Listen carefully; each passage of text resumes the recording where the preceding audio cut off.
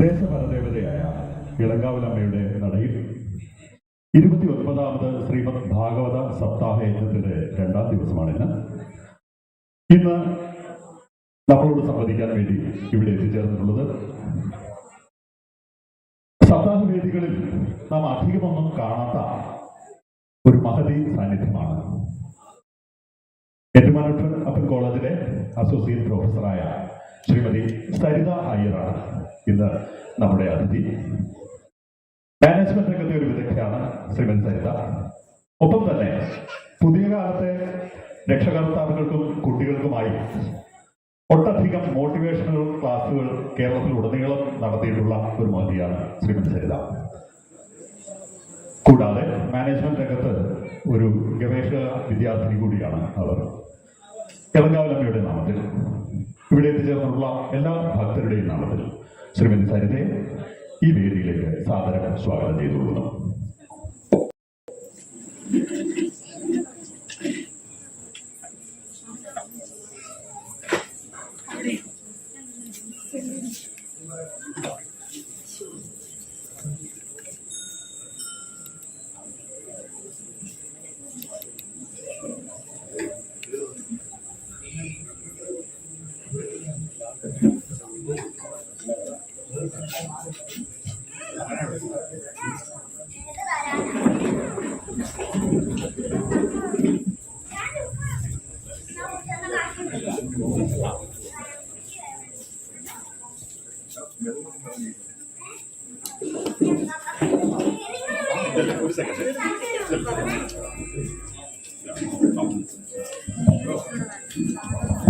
ഭക്തജനങ്ങളുടെ ശ്രദ്ധയ്ക്ക് ദയവായി ഈ പരിസരത്തുള്ള നിൽക്കുന്ന എല്ലാ ആൾക്കാരും തന്നെ ഈ പന്തലിലേക്ക് കടന്ന് ഉപവിഷ്ടരാകണമെന്ന് അഭ്യർത്ഥിക്കുകയാണ്. ഇവിടെ എത്തിച്ചേർന്നുള്ള എല്ലാ ഭക്തജനങ്ങളും ദയവായി ഈ സപ്താഹ പന്തലിനുള്ളിലേക്ക് കടന്നിരിക്കണമെന്ന് അഭ്യർത്ഥിക്കുന്നു. ദേവി ശരണം.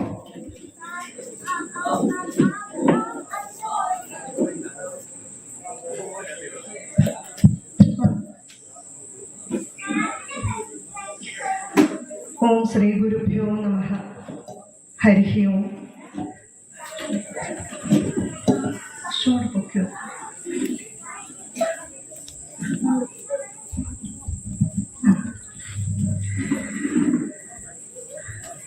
എല്ലാവർക്കും നമസ്കാരം. മണ്ഡലകാലം അതുപോലെ സപ്താഹം നടത്തുന്ന ഈ ഒരു കാലഘട്ടത്തിൽ ഈ ഒരു സന്ധ്യയിൽ ഭഗവത് കാര്യങ്ങൾ അനുസ്മരിക്കാൻ പറ്റുന്നത് തന്നെ ഒരു ഭാഗ്യമാണ്.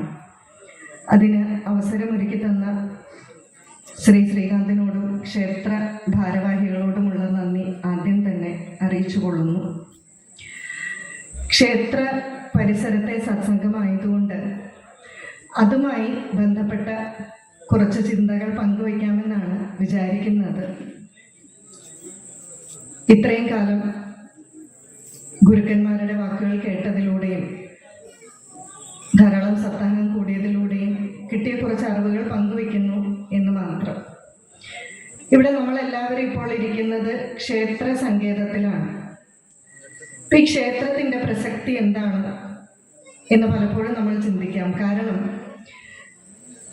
നമ്മൾ കുറച്ചൊക്കെ നമ്മുടെ പുരാണങ്ങളും ഇതിഹാസങ്ങളും ഒക്കെ പഠിക്കുമ്പോൾ മനസ്സിലാകുന്നത് പ്രപഞ്ചം മുഴുവൻ ഈശ്വര ചൈതന്യം നിറഞ്ഞ.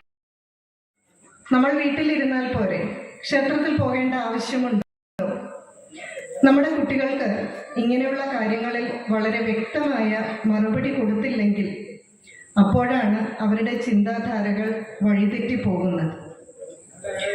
ഒരിക്കൽ മാതാ അമൃതാനന്ദമയി അമ്മയോട് ഒരു ഭക്തൻ ചോദിച്ചു, ഇതേ ചോദ്യം ചോദിച്ചു, അമ്മേ, പ്രപഞ്ചം മുഴുവൻ ഈശ്വര ചൈതന്യം നിറഞ്ഞു നിൽക്കുന്നു, അപ്പോൾ പിന്നെ ക്ഷേത്രത്തിൽ പോകേണ്ട ആവശ്യമുണ്ടോ? അപ്പോൾ അമ്മ പറഞ്ഞു, മക്കളെ, അമ്മയുടെ ഒരു രീതി അങ്ങനെയാണ്. മക്കളെ, ഭൂമിക്കടിയിൽ എല്ലായിടത്തും ജലമുണ്ട്. നിനക്ക് ദാഹിക്കുമ്പോൾ നീ നിൽക്കുന്ന സ്ഥലം കുഴിച്ച് ജലമെടുത്ത് കുടിക്കാതെ അതിനു പകരം നീ കിണറ്റിലേക്ക് പോകുന്നു. അതെന്തുകൊണ്ടാണ്? അമ്മ ചോദിച്ചതാണ്. അപ്പോൾ ആ കുട്ടി മറുപടി പറഞ്ഞു, അമ്മേ, അത് ഭൂമിക്കടിയിൽ എല്ലായിടത്തും ജലമുണ്ടെങ്കിലും നമ്മൾക്ക് കുടിക്കുന്ന പാകത്തിന് പരിശുദ്ധമായ രീതിയിൽ അത് അനുഭവവേദ്യമാകണമെങ്കിൽ കിണറിലെ ജലം വേണം. അപ്പോൾ അമ്മ പറഞ്ഞു, അതുപോലെ പ്രപഞ്ചം മുഴുവൻ ഈശ്വര ചൈതന്യം നിറഞ്ഞു നിൽക്കുന്നുണ്ടെങ്കിലും അത് പരബ്രഹ്മ ഭാവത്തിൽ, ആ ചൈതന്യ ഭാവത്തിൽ നമുക്ക് അനുഭവവേദ്യമാകണമെങ്കിൽ നമ്മൾ ക്ഷേത്രത്തിൽ പോകണം. നേരെ മറിച്ച് നമ്മൾ ഒരു മാർക്കറ്റിൽ പോവുകയാണ് പച്ചക്കറിയൊക്കെ മേടിക്കാൻ, അല്ലെങ്കിൽ നമ്മൾ സ്കൂളിൽ പോകുന്നു, ഓഫീസിൽ പോകുന്നു, അവിടെയൊക്കെ ഇരിക്കുമ്പോൾ ക്ഷേത്രത്തിലിരിക്കുന്ന അതേ അനുഭൂതി, അതേ ഒരു ആനന്ദം, അതേ ഒരു മാനസികാവസ്ഥ നമുക്ക് ലഭിക്കുന്നുണ്ടെങ്കിൽ നമ്മൾ ക്ഷേത്രത്തിൽ പോകേണ്ട ആവശ്യമില്ല. എന്നാൽ അവിടെയൊക്കെ പോകുമ്പോൾ അതിൻ്റെതായ ഒരു ഭൗതികമായ രീതിയിലും ക്ഷേത്രത്തിൽ വരുമ്പോൾ പ്രത്യേകമായ ക്ഷേത്ര അന്തരീക്ഷത്തിലെ ഒരു മാനസികാവസ്ഥയും ആണെങ്കിൽ നമ്മൾ തീർച്ചയായും ക്ഷേത്രത്തിൽ പോകണം. കാരണം അതിൻ്റെതായ പ്രത്യേകതയുണ്ട്. ആ പൂർണ്ണ ചൈതന്യ ഭാവത്തിൽ അനുഭവവേദ്യമാകുന്നത് ക്ഷേത്രത്തിലാണ് എന്ന്. ഇതിന് ഏറ്റവും നല്ല ഉദാഹരണം ആദി ശങ്കരാചാര്യരാണ്. ജഗദ്ഗുരു ശ്രീ ശങ്കരാചാര്യർ. ശങ്കരാചാര്യർ വളരെ കുറച്ച് കാലഘട്ടം മാത്രമേ ജീവിച്ചിരുന്നുള്ളൂ. നമുക്കറിയാം, ശങ്കരാചാര്യർ തൻ്റെ ശരീരം വെടിയുന്ന സമയത്ത് താൻ 3 അപരാധങ്ങൾ ചെയ്തതായിട്ട് പറയുന്നുണ്ട്. അതിലൊന്ന് അദ്ദേഹം പറയുന്നു, ഞാൻ ഓരോ ക്ഷേത്രങ്ങളിലും ഓരോ വിഗ്രഹങ്ങളിലും മാത്രമായി നിന്നെ കണ്ട് പ്രാർത്ഥിച്ചു എന്നാണ്. നമുക്കറിയാം, ഗോവിന്ദ ഭഗവത് പാദർ എന്നുള്ള തൻ്റെ ഗുരുവിനെ ദർശിച്ച് പഠനമെല്ലാം കഴിഞ്ഞ് ഗുരു ശങ്കരാചാര്യോട് പറയുന്നത് നേരെ കാശിക്ക് പോകാനാണ്. കാശിയിലെത്തി അന്നപൂർണേശ്വരിയെ ദർശിക്കുന്ന ഒരു രംഗമുണ്ട്. കാശി വിശ്വനാഥനും അന്നപൂർണേശ്വരിയുമാണല്ലോ. ഈ അന്നപൂർണേശ്വരിയെ ദർശിക്കുമ്പോൾ അവിടെ നിന്ന് അപ്പോൾ, അതായത് മുൻകൂട്ടി രചിച്ചു വെച്ചതൊന്നുമല്ല, അപ്പോൾ ഉള്ളിൽ നിന്ന് വന്ന് ചൊല്ലുന്നതാണ് നിത്യാനന്ദകരി വരാഭയകരി എന്ന് തുടങ്ങുന്ന അന്നപൂർണേശ്വരി സ്തവം. അതായത് അവിടെ ശങ്കരാചാര്യ സ്തുതിച്ചത് ആ അന്നപൂർണേശ്വരി ദേവിയാണ്. മൂകാംബിക ദേവിയെ സ്തുതിച്ച് സ്തോത്രം എഴുതിയിട്ടുണ്ട്. അതിൻ്റെ അർത്ഥം എന്താണ്? ഓരോ വിഗ്രഹങ്ങളിലും ഓരോ ക്ഷേത്രങ്ങളിലും ഞാൻ നിന്നെ കണ്ടു. ഈ പ്രപഞ്ചം മുഴുവൻ അദ്വൈതത്തിന്റെ ആചാര്യനാണ് ഈ പറയുന്നത്. ഈ പ്രപഞ്ചം മുഴുവൻ നീ നിറഞ്ഞു നിൽക്കുന്നു എന്ന് എനിക്ക് പൂർണ്ണഭാവത്തിൽ ഉൾക്കൊള്ളാൻ സാധിച്ചില്ല.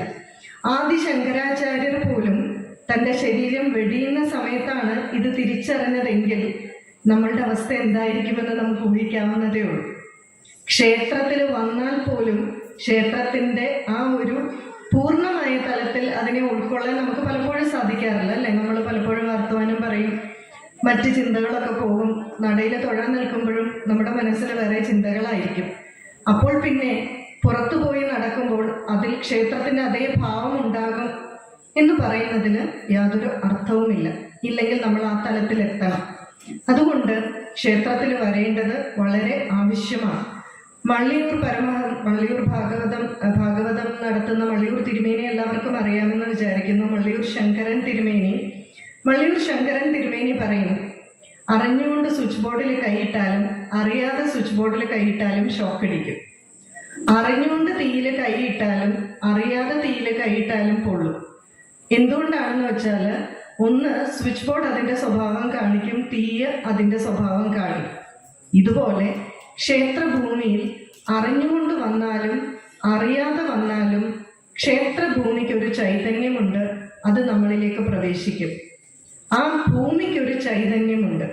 ഈ ചൈതന്യം നമ്മുടെ ശരീരത്തിലേക്ക് പ്രവേശിക്കണമെങ്കിൽ ഈ ഭൂമിയിൽ തന്നെ വരണം. അപ്പൊ എന്താണ് ഈ ചൈതന്യം?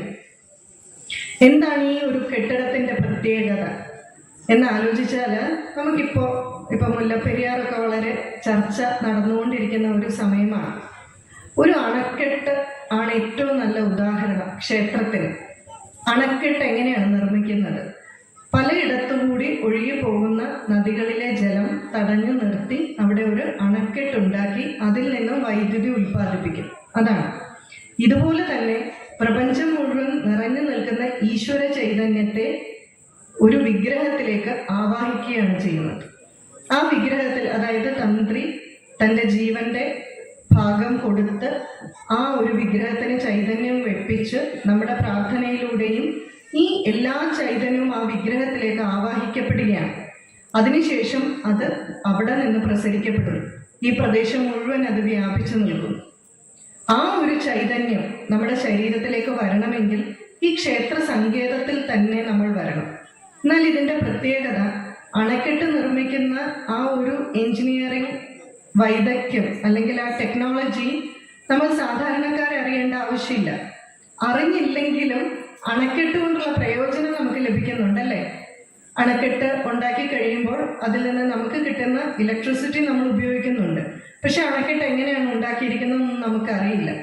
അതുപോലെ തന്നെ ഈ ക്ഷേത്രത്തിന്റെ ആ നിർമ്മിതിയെ പറ്റിയോ ഈ എനർജി എങ്ങനെയാണ് അങ്ങോട്ടും ഇങ്ങോട്ടും പോകുന്നത്, ഇതൊന്നും നമ്മൾ അറിഞ്ഞില്ലെങ്കിലും ക്ഷേത്രഭൂമിയിൽ നമ്മൾ വന്നാൽ ആ ചൈതന്യം നമ്മളിലേക്ക് വരും. അതാണ് ഈ ഭൂമിയുടെ പ്രത്യേകത. ഇനി മറ്റൊരു പ്രത്യേകത, എങ്ങനെയുള്ള സ്ഥലങ്ങളിലാണ് ക്ഷേത്രം ഉണ്ടാകുന്നത്? ഇപ്പൊ നമ്മള് ഈ എല്ലാ കവലകളിലോ ജംഗ്ഷനിലോ ഒന്നും ക്ഷേത്രം നിർമ്മിക്കുകയില്ല. ക്ഷേത്രം നിർമ്മിച്ചിട്ടുണ്ടെങ്കിൽ ആ ഭൂമിക്ക് ചില പ്രത്യേകതകളുണ്ട്.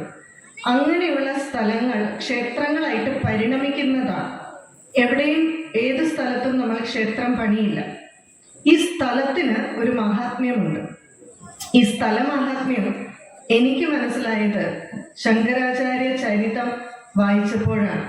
ഈ ശങ്കരാചാര്യ ചരിതത്തില് ഒരു രംഗം വർണ്ണിക്കുന്നുണ്ട്. അതായത് 6-7 വയസ്സുള്ള ശങ്കരൻ, അതായത് ആദിശങ്കരാചാര്യര് കുട്ടിയായിരിക്കുമ്പോൾ, കുട്ടി ശങ്കരൻ എന്ന് വേണമെങ്കിൽ നമുക്ക് പറയാം, അമ്മയോട് സന്യാസത്തിനുള്ള അനുവാദം മേടിച്ച് നർമ്മദാ നദീതീരത്തുള്ള തൻ്റെ ഗുരുവായിട്ടുള്ള ഗോവിന്ദ ഭഗവത്പാദരെ കാണാനായിട്ട് യാത്രയാകുന്ന ഒരു രംഗം ശങ്കരാചാര്യ ചരിതത്തിൽ പറയുന്നുണ്ട്. അപ്പം അന്ന് ഇന്നത്തെ പോലെ യാത്രാ സൗകര്യങ്ങളൊന്നുമില്ല. നടന്നാണ് ഈ യാത്ര. 3 നേരവും സന്ധ്യാവന്ദനം ഒക്കെ ചെയ്ത് ഇടയ്ക്ക് ഏതെങ്കിലും മരച്ചുവട്ടിലൊക്കെ വിശ്രമിച്ച് അങ്ങനെയാണ് യാത്ര ചെയ്യുന്നത്. അങ്ങനെ യാത്ര ചെയ്ത് കദംബ രാജ്യത്തിലുള്ള തുംഗാ നദിക്കരയിലെത്തി. ഉച്ച സമയമാണ്. മധ്യാഹ്നം എല്ലാം കഴിഞ്ഞ് ഒന്ന് വിശ്രമിച്ചുകൊണ്ടിരിക്കുന്ന സമയത്ത് ഒരു മരച്ചുവട്ടിലാണ് വിശ്രമിക്കുന്നത്. ചെറിയ രീതിയിൽ കാറ്റൊക്കെ അടിക്കുന്നുണ്ട്. കൊച്ചുകുട്ടിയല്ലേ, നട്ടുച്ച സമയം മരച്ചുവട്ടിലിരുന്നപ്പോൾ മയങ്ങിപ്പോയി. ഒരു നദീതീരവും കൂടിയാണ്. കുറച്ചു കഴിഞ്ഞ് കണ്ണു തുറന്ന് നോക്കിയപ്പോൾ വളരെ അത്ഭുതകരമായിട്ടുള്ള ഒരു ദൃശ്യം കണ്ടു. കൊച്ചുകുട്ടിയായതുകൊണ്ട് വളരെ കൗതുകം ഉണർത്തുന്ന ഒരു കാഴ്ചയായിരുന്നു. അതായത് ആ നദിയുടെ മധ്യത്തിൽ വളരെ വലിയ ഒരു പാറക്കല്ലുണ്ട്. ആ പാറക്കല്ലിലേക്ക് കുറെ തവളകൾ വന്നിരിക്കുന്നതായിട്ടാണ് കണ്ടത്. ഈ തവളകൾ വന്നിരിക്കുന്നു. കുറെ നേരം കഴിഞ്ഞപ്പോൾ നല്ല ശക്തിയുള്ള വെയില് ഈ തവളകളുടെ ശരീരത്തിലേക്ക് അടിക്കുകയാണ്. നട്ടുച്ച സമയമാണ്. ഈ തവളകൾ എന്ത് ചെയ്തു? ഓരോന്നായിട്ട് തിരിച്ച് വെള്ളത്തിലേക്ക് ചാടി പോകാൻ തുടങ്ങി. അപ്പോൾ എവിടെ നിന്നെന്നറിയില്ല, ഒരു സർപ്പം ഇഴഞ്ഞു വന്ന് ഈ തവളകൾക്ക് പത്തി വിടർത്തി തണലേറ്റി. ഇത് കണ്ടപ്പോൾ കുട്ടി ശങ്കരൻ അത്ഭുതമായി. കാരണം പാമ്പും തവളയും പ്രകൃത്യ ശത്രുത്വ സ്വഭാവമുള്ളതാണ്. ഇവിടെ ഇവർ മിത്രങ്ങളെ പോലെ പെരുമാറുകയാണ്. എന്തുകൊണ്ടാണ് ഇവർ മിത്രങ്ങളെ പോലെ പെരുമാറുന്നത്? ഈ സ്ഥലത്തിന് എന്തോ പ്രത്യേകതയുണ്ട് എന്ന് മനസ്സിലായി. എന്നാൽ ചോദിക്കാൻ ചുറ്റും ആരെയും കണ്ടില്ല. മുന്നോട്ട് പോയപ്പോൾ കുറെ പടികൾ കണ്ടു. ആ സോപാനമെല്ലാം കയറി മുകളിൽ ചെന്നപ്പോൾ ഒരു ചെറിയ ആശ്രമവും അവിടെ ഒരു സന്യാസിയെയും കണ്ടു. അദ്ദേഹത്തിനെ പോയി നമസ്കരിച്ച് കുശലപ്രശ്നമൊക്കെ ചെയ്തു. അദ്ദേഹം കുടിക്കാൻ ജലമൊക്കെ കൊടുത്തു. അത് കഴിഞ്ഞതിന് ശേഷം കുട്ടി ശങ്കരൻ ചോദിച്ചു, ഏതാണ് ഈ സ്ഥലം? അപ്പോൾ ആ സന്യാസി പറഞ്ഞു, ഇതാണ് മഹാതപസ്വിയായിട്ടുള്ള ഋഷ്യശൃംഗൻ തപസ് ചെയ്ത സ്ഥലം. നമുക്കറിയാം, പുത്രകാമേഷ്ടി യാഗമൊക്കെ നടത്തിയത് ഋഷ്യശൃംഗനാണ്. ആ ഋഷ്യശൃംഗൻ തപസ് ചെയ്ത സ്ഥലമായതുകൊണ്ടാണ് പ്രകൃത്യ ശത്രുത്വ സ്വഭാവമുള്ള പാമ്പും തവളയും പോലും മിത്രങ്ങളെ പോലെ പെരുമാറിയത് എന്ന് ശങ്കരന് മനസ്സിലായി. ആ സ്ഥലം അന്ന് അറിയപ്പെട്ടിരുന്നത് ശൃംഗഗിരി എന്നാണ്. അതായത് ഋഷ്യശൃംഗൻ തപസ് ചെയ്ത സ്ഥലമായതുകൊണ്ട് ശൃംഗഗിരി എന്നറിയപ്പെട്ടു. പിന്നീട് അത് ലോപിച്ചാണ് ശൃംഗേരിയായിട്ട് മാറിയത്. അന്നേ ശങ്കരൻ വിചാരിച്ചു, ഇത്രയും പവിത്രമായൊരു സ്ഥലം, ഇവിടെ ഞാനൊരു ആശ്രമം പണിയുമെന്ന്. പിന്നീട് ശങ്കരാചാര്യരായി വന്ന് ഭാരതത്തില് 4 ആശ്രമങ്ങൾ സ്ഥാപിച്ചതിൽ ഏറ്റവും പ്രധാനപ്പെട്ടത് ശൃംഗേരിയാണ്. ഈ ശൃംഗേരി ഇന്ന് എങ്ങനെയുള്ള സ്ഥലമാണ്? ഋഷ്യശൃംഗൻ തപസ് ചെയ്ത സ്ഥലം ഇന്ന് എങ്ങനെയുള്ള സ്ഥലമാണ്? ശാരദാദേവിയുടെ മനോഹരമായിട്ടുള്ള ഒരു ക്ഷേത്രമുണ്ട്. ശങ്കരാചാര്യരുടെ ശൃംഗേരി ശങ്കരാചാര്യ പരമ്പരയിൽപ്പെട്ടവരുടെ ആശ്രമവുമാണ്. അപ്പൊ ഒന്ന് ആലോചിക്കുക, എങ്ങനെയുള്ള സ്ഥലമാണ് ക്ഷേത്രമായി പരിണമിച്ചത്? മഹാതപസ്വിയായിട്ടുള്ള ആളുകൾ തപസ് ചെയ്ത സ്ഥലങ്ങളാണ് ക്ഷേത്രമായി പരിണമിക്കുന്നത്. ഒരു തരത്തിൽ പലതരത്തിൽ ക്ഷേത്രങ്ങൾ ഉത്ഭവിക്കാറുണ്ട്. അതിലെങ്ങനെയൊക്കെ എന്നാണ് നമ്മൾ ഓരോന്നായിട്ട് പറഞ്ഞു വരുന്നത്. അതിൽ പ്രധാനമായിട്ടും ഒന്ന് ഇതാണ്. ഇതിപ്പോ കുറെ കാലം മുമ്പ് നടന്നതാണ്, ആദി ശങ്കരാചാര്യരുടെ കാലത്ത്. അതുകൊണ്ട് ഒരുപക്ഷെ നമ്മൾ ഇതൊന്നും കണ്ടിട്ടില്ല.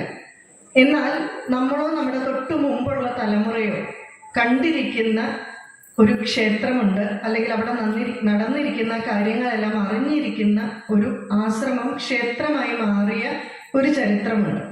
തിരുവനന്തപുരത്ത് പത്മനാഭസ്വാമി ക്ഷേത്രത്തിന്റെ നേരെ എതിർവശത്ത് അഭേദാനന്ദ ആശ്രമമുണ്ട്. എപ്പോഴെങ്കിലും നിങ്ങൾ തിരുവനന്തപുരം പോവുകയാണെങ്കിൽ അവിടെ ഒന്ന് പോകണം, ക്ഷേത്രത്തിൽ തൊഴണം. ഞാനിപ്പോൾ അടുപ്പിച്ച് 2 പ്രാവശ്യം എപ്പോൾ തിരുവനന്തപുരത്ത് പ്രഭാഷണത്തിന് പോയാലും അവിടെയാണ്. ഒരു ദിവസം കൊണ്ട് പോയി വരാൻ ബുദ്ധിമുട്ടായതുകൊണ്ട് എല്ലായ്പ്പോഴും അഭേദാനന്ദ ആശ്രമത്തിലാണ് താമസിക്കുന്നത്. സംഘാടകർ വേറെ എവിടെ അറേഞ്ച് ചെയ്താലും ഞാൻ പറയും വേണ്ട, അഭേദാനന്ദ ആശ്രമത്തിൽ താമസിച്ചോളാം. കാരണം ആ ഭൂമിയിൽ കഴിയാൻ പറ്റുക ഒരു ഭാഗ്യമാണ്. ഈ ക്ഷേത്രത്തിന്റെ പ്രത്യേകത എന്താണെന്ന് വെച്ചാൽ, അവിടെ ക്ഷേത്രം വരുന്നതിന് മുമ്പ് അഭേദാനന്ദ ഗുരുദേവന്റെ ആശ്രമമായിരുന്നു. അഭേദാനന്ദ ഗുരുദേവൻ ആരാണെന്ന് വെച്ചാൽ, കേരളത്തിൽ അഖണ്ഡ നാമജപം ആദ്യമായി കൊണ്ടുവന്നയാളാണ്. ഗുരുദേവൻ എങ്ങനെയാണെന്ന് വെച്ചാൽ 1 കോടി നാമജപം, 10 കോടി നാമജപം, അഖണ്ഡ നാമജപം തുടങ്ങും. അഖണ്ഡ നാമജപം എന്ന് പറഞ്ഞാൽ അറിയാം, നിർത്താതെ രാത്രിയും പകലുമെല്ലാം ഹരേ രാമ ഹരേ രാമയാണെങ്കിൽ അത് നിർത്താതെ തുടങ്ങും. ധാരാളം ഭക്തജനങ്ങൾ വരും, രാത്രിയിലും വരും പകലും വരും. അതിങ്ങനെ ചിലപ്പോൾ 1 വർഷം 2 വർഷമൊക്കെ നിൽക്കും. ഇന്നും ആ ആശ്രമത്തിൽ ചെന്നാൽ ഇത്രയും വലിയ ഒരു ജീവചരിത്രം വായിക്കാൻ കിട്ടും. അതില് അഭേദാനന്ദ ഗുരുദേവൻ നടത്തിയ നാമയജ്ഞങ്ങളും അദ്ദേഹം ഈ സ്ഥലങ്ങളിലൂടെ പ്രദക്ഷിണമായിട്ട് ഒരു കൂട്ടം ആളുകളുമായി നാമജപ യജ്ഞം നടത്തുമായിരുന്നു. അദ്ദേഹം പോയ വഴികളും എല്ലാം അതിൽ വർണ്ണിച്ചിട്ടുണ്ട്. അദ്ദേഹം ഒരിക്കല് ഈ നാമജപ യജ്ഞം കാലം കൂടുന്ന സമയം അടുത്തപ്പോൾ, അതായത് കാലം കൂടുന്ന നമുക്കറിയാലോ, ഇപ്പൊ സപ്താഹം കാലം കൂടുന്ന സമയം എന്ന് പറഞ്ഞാൽ സമാപിക്കുന്ന സമയം. അവിടെ എങ്ങനെയാണെന്ന് വെച്ചാൽ, നാമജപം നടക്കുന്ന സമയത്ത് തമ്പുരു മീട്ടിക്കൊണ്ടിരിക്കും. ഈ തമ്പുരുവിന്റെ ശബ്ദം കുറച്ച് കുറച്ച് കുറച്ച് വരും. കാലം കൂടുന്ന സമയത്ത് എല്ലാവരും നാമജപത്തിന്റെ ശബ്ദവും കുറച്ച് കുറച്ച് വരും. അപ്പൊ അങ്ങനെ ഇപ്പൊ ഇതുപോലെ ഒരു രംഗമാണെന്ന് വിചാരിക്കുക. ഇവിടെ അഭേദാനന്ദ ഗുരുദേവൻ ഇരിക്കുകയാണ്, ഭക്തജനങ്ങൾ ഇരിക്കുകയാണ്, എല്ലാവരും നാമം ജപിക്കുകയാണ്, ശബ്ദം കുറച്ച് കുറച്ച് കൊണ്ടുവരികയാണ്. പെട്ടെന്ന് പുറകിൽ നിന്ന് വളരെ വലിയൊരു ശബ്ദം കേട്ടു. നോക്കിയപ്പോൾ ആശ്രമ കോമ്പൗണ്ടിനുള്ളിൽ തന്നെയുള്ള വളരെ വലിയൊരു വൃക്ഷത്തിന്റെ വലിയൊരു ശാഖ ഒടിഞ്ഞു വീണതാണ്. ഉടൻ ഗുരുദേവൻ ധ്യാനത്തിലായി. എന്താണ് കാര്യമെന്നറിയാൻ. ഋഷീശ്വരന്മാർക്ക് ദർശനത്തിലൂടെ കാര്യങ്ങൾ വെളിപ്പെടും.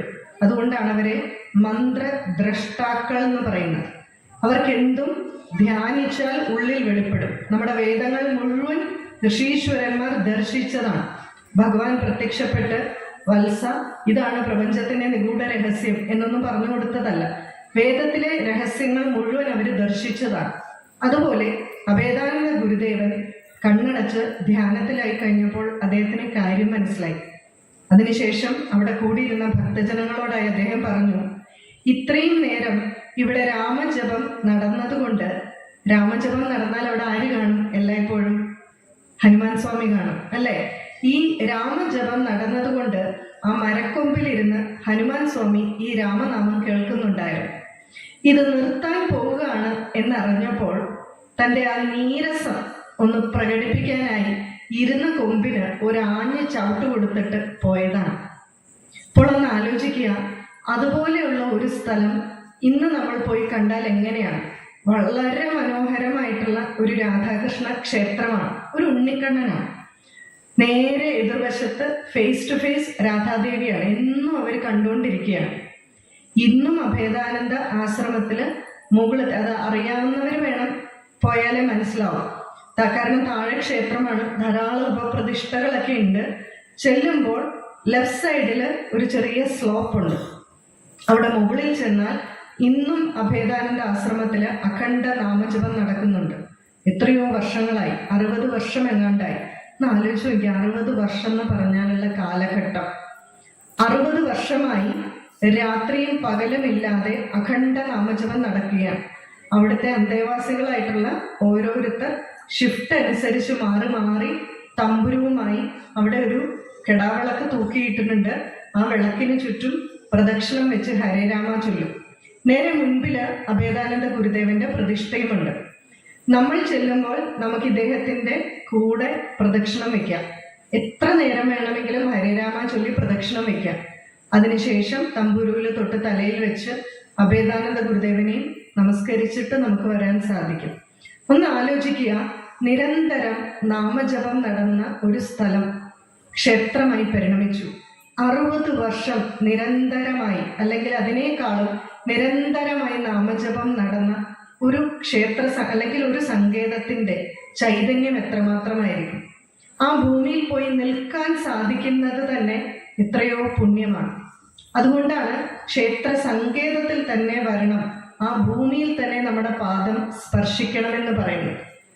ഒരിക്കല് ശ്രീരാമകൃഷ്ണ പരമഹംസർ കാശിയിൽ പോയി. കാശി ക്ഷേത്രത്തിനകത്ത് ദർശനം നടത്തിക്കൊണ്ടിരിക്കുമ്പോൾ അദ്ദേഹത്തിന് മൂത്രശങ്കയുണ്ടായി. ഇപ്പൊ ക്ഷേത്രത്തിനകത്ത് മലമൂത്ര വിസർജനം നടത്താൻ സാധിക്കാത്തത് കൊണ്ട് അദ്ദേഹം ക്ഷേത്രത്തിന് പുറത്തു വന്നു. എന്നാൽ അദ്ദേഹം നോക്കിയപ്പോൾ കാശി മുഴുവൻ കാശി വിശ്വനാഥന്റെ ചൈതന്യം വ്യാപിച്ചിരിക്കുന്നതാണ് കണ്ടത്. മഹാത്മാക്കൾക്ക് മനസ്സിലാവും, നമ്മൾ ഈ ഓറ എന്നൊക്കെ പറയില്ലേ, ചൈതന്യം. കാശി മുഴുവൻ കാശി വിശ്വനാഥന്റെ ചൈതന്യം വ്യാപിച്ചിരിക്കുകയാണ്. ചുരുക്കം പറഞ്ഞാൽ കാശിയിലെങ്ങും അദ്ദേഹത്തിന് മലമൂത്ര വിസർജനം നടത്താൻ സാധിച്ചില്ല. രേഖപ്പെടുത്തപ്പെട്ട ചരിതമാണ്. ഒന്ന് ആലോചിച്ച് നോക്കിയാൽ നമ്മളോട് പറയില്ലേ, കാശിയിൽ പോയി മരിച്ചാൽ മുക്തിയാണ്. കാശിയിൽ എവിടെ പോയി മരിച്ചാലും മുക്തിയാണ്. കാരണം കാശി മുഴുവൻ ആ ചൈതന്യം വ്യാപിച്ചിരിക്കുകയാണ്. അതാണ് അതിന്റെ പ്രത്യേകത. നമ്മൾ പറയാറുണ്ട്, കാശിയിൽ പോയി മരിക്കുന്നതിൻ്റെയൊക്കെ ഒത്തിരി പ്രത്യേകതകൾ പറയാറുണ്ട്. വലത്തെ ചെവി മുകളിലാക്കി അങ്ങനെയൊക്കെ ഒത്തിരി അത് പറയാൻ പോയി കഴിഞ്ഞാൽ നമുക്ക് ഒത്തിരി സമയം പോകും. കാശി എന്ന് പറയുന്ന ഒരു പട്ടണത്തിന്റെ മഹാത്മ്യം തന്നെ ഭഗവാന്റെ തൃശൂലത്തിന്റെ മുകളിലാണ് കാശി പട്ടണം സ്ഥിതി ചെയ്യുന്നതെന്നാണ് പറയുന്നത്. അത്രമാത്രം പ്രത്യേകതയാണ്. ഇതുപോലെ ഓരോ സ്ഥലങ്ങൾക്കുമുണ്ട്. അതുകൊണ്ടാണ് നമ്മുടെ സംസ്കാരത്തിൽ തീർത്ഥാടനത്തിന് വളരെ പ്രാധാന്യം. ഇനി മറ്റൊരു സ്ഥലമാണ് അരുണാചലം. ധാരാളം പേര് കേട്ടിട്ടുണ്ടായിരിക്കും, പോയിട്ടുണ്ടായിരിക്കും. നമ്മുടെ രമണ മഹർഷിയുടെ സാധനാ സ്ഥലമാണ് അരുണാചലം. അദ്ദേഹത്തിന്റെ സാധന എന്ന് പറയുന്നത് ആ അരുണഗിരി പർവ്വതത്തിനെ പ്രദക്ഷിണം വെക്കുക എന്നുള്ളതായിരുന്നു. ഇന്നും ഹിമാലയം കഴിഞ്ഞാൽ ഏറ്റവും കൂടുതൽ ആളുകൾ, ഏറ്റവും കൂടുതൽ ഋഷിമാർ തപസ് ചെയ്യുന്നത് അരുണാചല പർവ്വതത്തിലാണ്. വളരെ സിദ്ധന്മാരും യോഗികളും അവധൂതന്മാരും ഋഷീശ്വരന്മാരും ഇന്നും അരുണാചലത്തിൽ ഉള്ളില് തപസ് ചെയ്യുന്നുണ്ട്. മലയുടെ ഉള്ളിലും ഗുഹകളിലുമായി ധാരാളം പേര് പറയാറുണ്ട്. അരുണഗിരി പ്രദക്ഷിണം ഒരു ബുദ്ധിമുട്ടുമില്ല ചെയ്യാൻ. അരുണഗിരി പ്രദക്ഷിണം നമ്മുടെ ടാറിട്ട റോഡ് പോലെയാണ്. ഞങ്ങൾ പ്രദക്ഷിണം ചെയ്ത സമയത്ത് കൊട്ടിച്ചൊരിയുന്ന മഴയായിരുന്നു, കോരിച്ചൊരിയുന്ന മഴ. പക്ഷേ ഭഗവാന്റെ അനുഗ്രഹം കൊണ്ട് വളരെ നല്ല രീതിയിൽ പൂർത്തിയാക്കാൻ പറ്റി. പക്ഷെ ഈ അരുണഗിരി പ്രദക്ഷിണം എന്ന് പറയുന്നത് അരുണാചലേശ്വരനെ പ്രദക്ഷിണം ചെയ്യുന്നതിന് തുല്യമാണ് എന്നാണ് പറയുന്നത്. ഈ സ്ഥലത്തിന്റെ പ്രത്യേകത കാശ്യാന്തു മരണാത് മുക്തി ആണെങ്കിൽ അരുണാചലത്തെ സ്മരിച്ചാലേ മുക്തി എന്നാണ് പറയുന്നത്. കാശി പോയി മരിക്കണമെങ്കിൽ നമ്മൾ കാശി വരെ പോകണ്ടേ? അരുണാചലത്തെ സ്മരിച്ചാലേ മുക്തി. അതായത് എന്ത് ചെയ്യാം, നമുക്ക് വീട്ടിൽ ഇരുന്ന് സ്മരിക്കാം, അരുണാചലം വരെ പോകണ്ട. അരുണാചലത്തെ സ്മരിച്ചാലേ മുക്തി എന്നാണ്. തിരുവാരൂർ എന്ന് പറയുന്ന ഒരു സ്ഥലമുണ്ട്, ത്യാഗരാജ സ്വാമികളുടെയൊക്കെ ജന്മസ്ഥലം. തിരുവാരൂർ, ഭക്തവത്സലം, അങ്ങനെയൊക്കെ കേട്ടിട്ടുണ്ടല്ലോ, മൃദംഗിസ്റ്റൊക്കെ. ഇപ്പൊ ഇങ്ങനെയുള്ള കുറെ സ്ഥലങ്ങളുണ്ട്. അത് പറയുന്നത് അവിടെ ജനിച്ചാൽ വളരെയധികം പുണ്യമാണ്. പക്ഷെ ഈ രണ്ട് സാധനവും നമ്മുടെ കയ്യിലല്ല. ആദ്യം പറഞ്ഞത് അവസാനം. നമ്മൾ എവിടെ ജനിക്കണം എന്നുള്ളത് ഭഗവാന്റെ കയ്യിലാണ്, എവിടെ മരിക്കണം എന്നുള്ളതും ഭഗവാന്റെ കയ്യിലാണ്. അതുകൊണ്ട് ഇത് രണ്ടും നമ്മുടെ കയ്യിലല്ല. പക്ഷെ അതിന് നടുവിൽ പറഞ്ഞ കാര്യം നടക്കും, സ്മരിക്കുക എന്നുള്ളത്. നമുക്ക് വീട്ടിലിരുന്ന് പോലും ഈ പുണ്യസ്ഥലങ്ങളെ സ്മരിക്കാൻ പറ്റും. അതുകൊണ്ട് തീർത്ഥാടനത്തിന് വളരെ പ്രാധാന്യമുണ്ട്. ക്ഷേത്ര സങ്കേതത്തിന് ക്ഷേത്ര ഭൂമിക്ക് വളരെയധികം പ്രാധാന്യമുണ്ട്. അതുകൊണ്ട് ആ ഭൂമിയിൽ തന്നെ വന്ന് ആ ഭൂസ്പർശമായിട്ടിരിക്കുമ്പോൾ നമ്മുടെ ശരീരത്തിലേക്ക് പ്രവഹിക്കുന്ന ചൈതന്യം വളരെയധികമാണ്. എന്നാൽ നമ്മൾ ഒരു കാര്യം നോക്കിയാൽ, ഇപ്പൊ ഇവിടെ തന്നെ ഇത്രയും പേരിരിപ്പുണ്ട്, നമ്മളിപ്പോ ഒരു മതപാഠശാല ക്ലാസ് നടത്തുകയാണ് എന്ന് വിചാരിക്കുക കുട്ടികളുടെ. ഞാനൊക്കെ ഏറ്റുമാനൂർ അമ്പലത്തിന്റെ വളരെ തൊട്ടടുത്ത്, ക്ഷേത്രത്തിൽ തന്നെ വളർന്നയാളെന്ന് പറയാം, കാരണം അത്ര തൊട്ടടുത്താണ് വീട്. ഇപ്പൊ എല്ലായ്പ്പോഴും ക്ഷേത്രത്തിലാണ്, കളിക്കുന്നത് വരെ ക്ഷേത്രത്തിലാണ്, കാരണം വീട്ടിൽ സ്ഥലമില്ല. മതപാഠശാലയിൽ പഠിച്ച് പിന്നെ മതപാഠശാല ഗുരുവായി. അങ്ങനെ പെട്ടെന്ന് ഒരു സുപ്രഭാതത്തിൽ ഈശ്വര കാര്യത്തിലേക്ക് വന്നതല്ല. ജനിച്ചപ്പോൾ തന്നെ ഇത് കേട്ട് എല്ലാ സപ്താഹ ആചാര്യന്മാരും ഗുരുവായൂരപ്പദാസ് ഉൾപ്പെടെ വീട്ടിലാണ് താമസിക്കാറ്. 10-35 സപ്താഹം ഏറ്റുമാനൂര് നടന്നിട്ടുണ്ട്. അപ്പോൾ ക്ഷേത്രത്തില് നമ്മൾ സാധാരണ ചെയ്യുന്ന എങ്ങനെയാന്ന് വെച്ചാൽ, ഇങ്ങനെ ധാരാളം സപ്താഹം നടത്തും. എന്ത് പരിപാടികളാണെങ്കിലും എല്ലായ്പ്പോഴും ക്ഷേത്ര സങ്കേതവുമായി ബന്ധപ്പെട്ട് എല്ലായ്പ്പോഴും ജീവിക്കാൻ നമ്മൾ എല്ലായ്പ്പോഴും ശ്രമിച്ചുകൊണ്ടിരിക്കും. കൂടുതൽ സമയം അതിനുവേണ്ടി ചെലവഴിക്കാനായിട്ടാണ് ശ്രമിക്കുന്നത്. എന്നാൽ നമ്മൾ ഒരു കാര്യം ശ്രദ്ധിച്ചാൽ മനസ്സിലാവും, ഒരു പ്രത്യേക കാറ്റഗറിയിൽപ്പെട്ട കുറെ ആളുകൾ മാത്രമേ ക്ഷേത്രത്തിൽ തൊഴാനായിട്ടൊക്കെ വരാറുള്ളൂ. ഇപ്പൊ ഇവിടെ തന്നെ നമ്മൾ ഒരു ഉദാഹരണം പറയുകയാണ്. ഇവിടെ ഒരു ഫുട്ബോൾ മാച്ചാണ് വെച്ചിരുന്നതെന്ന് വിചാരിക്കുക, വലിയൊരു ഫുട്ബോൾ മാച്ച്. എന്തായിരിക്കും ഇവിടുത്തെ തിരക്ക് അല്ലേ? വളരെ തിരക്കായിരിക്കും. പക്ഷെ ഒരു മതപാഠശാല ക്ലാസ് വെച്ചാലോ ഒരു സത്സംഗം വെച്ചാലോ വളരെ ആള് കുറവായിരിക്കും. ഇനി അതിലും ആള് കുറവായിരിക്കും സംഘാടകരായിട്ട്. ശരിയല്ലേ? ഈ സംഘാടകർക്കാണ് ഏറ്റവും കൂടുതൽ പുണ്യം, കേൾക്കുന്നവർക്കോ പറയുന്നവർക്കോ അല്ല. കാരണം എന്തുകൊണ്ടാണ്? കേൾക്കുന്നവർ എന്താണ്? സ്വന്തം ബെനിഫിറ്റിന് വേണ്ടിയല്ലേ? നമുക്ക് എന്തെങ്കിലും ഒരു പ്രയോജനം കിട്ടാൻ വേണ്ടിയിട്ടല്ലേ നിങ്ങളെല്ലാം ഇത് കേൾക്കുന്നത്? നേരെ മറിച്ച് ഈ ഓർഗനൈസ് ചെയ്യുന്നവരോ മറ്റുള്ളവർക്ക് പ്രയോജനം കിട്ടട്ടെ എന്ന് വിചാരിച്ചാണ് അവർ പ്രവർത്തിക്കുന്നത്. അവർക്ക് പലപ്പോഴും ഇരിക്കാൻ സമയം കിട്ടാറേ ഇല്ല. സപ്താഹമൊക്കെ ഓർഗനൈസ് ചെയ്യുന്നവരാണെങ്കിൽ അവർക്ക് ഒന്നിനും സമയം കിട്ടില്ല. പക്ഷേ അവർ മറ്റുള്ളവർക്ക് വേണ്ടി പ്രവർത്തിക്കുന്നത് കൊണ്ട് എല്ലാവർക്കും കിട്ടുന്നതിലും വളരെ കൂടുതൽ പുണ്യം അവർക്കാണ് കിട്ടുക. പക്ഷേ ഈ ഓർഗനൈസേഴ്സിന് പോലും ചില സമയം തോന്നാം, എല്ലാത്തിനും ഞാൻ മാത്രമേ ഉള്ളൂ, ഇപ്പൊ ഞാൻ അങ്ങോട്ട് പോയാൽ ആ പണിയും കൂടെ എനിക്കിട്ട് കിട്ടും, അതുകൊണ്ട് ഇപ്പൊ ഞാനങ്ങ് പോണില്ല എന്ന് വിചാരിക്കും. പക്ഷെ ഒരു കാര്യം ശ്രദ്ധിക്കേണ്ടത്, ഇങ്ങനെയുള്ള പ്രവർത്തനങ്ങൾക്ക് ഇടിച്ചിടിച്ച് നിൽക്കണം. കാരണം വിശന്ന് കഴിഞ്ഞാൽ, എനിക്ക് വിശന്നാൽ ഞാൻ ആഹാരം കഴിക്കേണ്ടതുപോലെ ഞാൻ ചെയ്താൽ മാത്രമേ എൻ്റെ അക്കൗണ്ടിൽ വീഴൂ. ഞാൻ ചെയ്താൽ മാത്രമേ എനിക്ക് പുണ്യം ഉണ്ടാവും. ഞാൻ ഇവിടെ ഒരു തുളസിത്തൈ വെച്ചാൽ എനിക്കതിൻ്റെ പുണ്യവും പാപവും എല്ലാം നമ്മുടെ ഗ്രന്ഥങ്ങളിൽ പറയുന്നത്. നമ്മുടെ ശരീരം അത് ചെയ്താൽ മാത്രമേ. അതുകൊണ്ട് ആര് ചെയ്യാന്ന് പറഞ്ഞാലും എല്ലാം ഏറ്റെടുത്ത് സമയമുണ്ടെങ്കിൽ നമ്മൾ ചെയ്യണം. പക്ഷെ എന്തുകൊണ്ട് ആള് കുറയുന്നു? ഭഗവാൻ പറയാണ്, ഭഗവത്ഗീതയില് അർജുൻ ഒരു ചോദ്യം ചോദിക്കുന്നുണ്ട്. ഭഗവാനെ, ഇത്രയൊക്കെ ഞാൻ നല്ല കാര്യങ്ങളൊക്കെ കുറെ ചെയ്തു, ഒത്തിരി കുരുത്തക്കേടും ചെയ്തിട്ടുണ്ട്, അർജുനൻ പറയുന്നുണ്ട്. പക്ഷേ ഞാനൊരു നല്ല കുടുംബത്തിലൊക്കെ ജനിച്ചു, ഈശ്വര വിശ്വാസത്തോടു കൂടി ജനിച്ചു. പക്ഷേ ഈ ജന്മത്തിൽ ഞാൻ മരിച്ചു പോയി കഴിഞ്ഞാൽ അടുത്ത ജന്മത്തിൽ ഞാൻ ഈ കഴിഞ്ഞ ജന്മത്തിൽ ചെയ്തൊക്കെ പോകുമോ? പിന്നെ ഒന്നേ തൊട്ട് തുടങ്ങണോ എന്നാണ് അർജുനൻ ചോദിക്കുന്നത്. അപ്പൊ ഭഗവാൻ പറയുകയാണ്, ഒരിക്കലും ഇല്ല അർജുന. ഇതെങ്ങനെയാണെന്ന് വെച്ചാൽ, കഴിഞ്ഞ ജന്മത്തിൽ നീ ഏത് രീതിയിലാണോ നിന്റെ പ്രവർത്തനം നിർത്തിയത്, അതായത് വളരെ ഈശ്വരീയമായ കാര്യങ്ങളിലൂടെ പ്രവർത്തിച്ചാണ് നമ്മൾ ശരീരം വെടിഞ്ഞതെങ്കിൽ അടുത്ത ജന്മത്തിൽ അത് കണ്ടിന്യൂ ചെയ്യാൻ, തുടരാൻ വേണ്ടിയിട്ട് അതിന് പാകത്തിലുള്ള ഒരു ഗർഭത്തിൽ നിന്നെ കൊണ്ടെത്തിക്കും, അതിന് പാകത്തിലുള്ള ഒരു കുടുംബത്തിൽ നിന്നെ കൊണ്ടെത്തിക്കും, അതിന് പാകത്തിലുള്ള ഒരു മാതാപിതാക്കളെ നിനക്ക് തരും. അതിനുശേഷം നീ ഉണ്ടായി നീ ഈ പ്രവർത്തനം മുന്നോട്ട് പോകും. എന്നാൽ ഇത് എല്ലാവർക്കും ലഭിക്കില്ല. ഒന്ന് ആലോചിക്കുക, പദവി മുകളിലേക്ക് പോകും തോറും എണ്ണം കുറയും. ശരിയല്ലേ? ഒന്ന് ആലോചിച്ച് നോക്കി. നമ്മുടെ ഇവിടെ കൗൺസിലർമാരുടെ എണ്ണം ധാരാളം ഉണ്ട്. പക്ഷെ അത് കഴിഞ്ഞ് മന്ത്രിമാരുടെ എണ്ണം കൗൺസിലർമാരുടെ എത്രയുണ്ടോ? അത് കഴിഞ്ഞ് ചീഫ് മിനിസ്റ്ററുടെ എണ്ണം ഒന്നേ ഉള്ളൂ, പ്രധാനമന്ത്രി ഒന്നേ ഉള്ളൂ. ശരിയല്ലേ? പദവി വലുതാകും തോറും എണ്ണം കുറയും. ഇവിടെ ഫുട്ബോൾ മാച്ച് കാണാൻ വേണ്ടി വളരെ വലിയ യോഗ്യതയൊന്നും വേണ്ട. പക്ഷേ ക്ഷേത്ര സങ്കേതത്തിൽ വരണമെങ്കിൽ, ഭഗവത് കാര്യം കേൾക്കണമെങ്കിൽ, ഈ ഇവിടെ പാദം ഊന്നണമെങ്കിൽ പ്രത്യേക ചില യോഗ്യത വേണം. ആ യോഗ്യത ഉള്ളവർക്ക് മാത്രമേ, ഭഗവാൻ പറയുന്നത് എങ്ങനെയാണെന്നറിയോ, ഞാൻ ഇങ്ങനെ ഇരിക്കുന്ന ആളുകളിൽ നിന്നും തിരഞ്ഞെടുക്കും, പ്ലക്ക് ചെയ്തെടുക്കുന്നവർ പറിച്ചെടുക്കും. ഞാൻ തിരഞ്ഞെടുക്കുന്നവർക്ക് മാത്രമേ എൻ്റെ സങ്കേതത്തിൽ വരാൻ പറ്റൂ, എൻ്റെ നാമം ജപിക്കാൻ പറ്റൂ, എന്നെ ചിന്തിക്കാൻ പറ്റൂ. അതിന് വളരെ യോഗ്യത വേണം. സാധാരണ യോഗ്യത പോരാ, വളരെയധികം യോഗ്യത വേണ്ടപ്പോൾ അതിനുള്ള ആളുകളുടെ എണ്ണം കുറവായിരിക്കും. അതുകൊണ്ടാണ് ഇവിടെ ഒരു ഫുട്ബോൾ മാച്ച് വെച്ചില്ലെങ്കിൽ ധാരാളം കുട്ടികൾ വരും, പക്ഷെ മതപാഠശാലയിൽ വരുമ്പം ആളുകൾ കുറവായിരിക്കും. എന്തുകൊണ്ടാണ്? വളരെ വലിയ യോഗ്യത ഉണ്ടെങ്കിലേ മതപാഠശാലയിൽ വന്നിരിക്കാൻ പറ്റൂ. അതാണ് അത് പ്രത്യേകത. അതുകൊണ്ട് പലപ്പോഴും ചിലടത്ത് പ്രഭാഷണങ്ങൾക്ക് പോകുമ്പോൾ ചിലടത്ത് ആള് കുറവായിരിക്കും. ഇപ്പൊ സംഘാടകർക്ക് സങ്കടമായിരിക്കും. അപ്പം അവർ പറയും, ടീച്ചറെ ആള് തീരെ കുറവാണ്. അപ്പൊ എനിക്ക് ഒരിക്കലും വിഷമം തോന്നാറില്ല.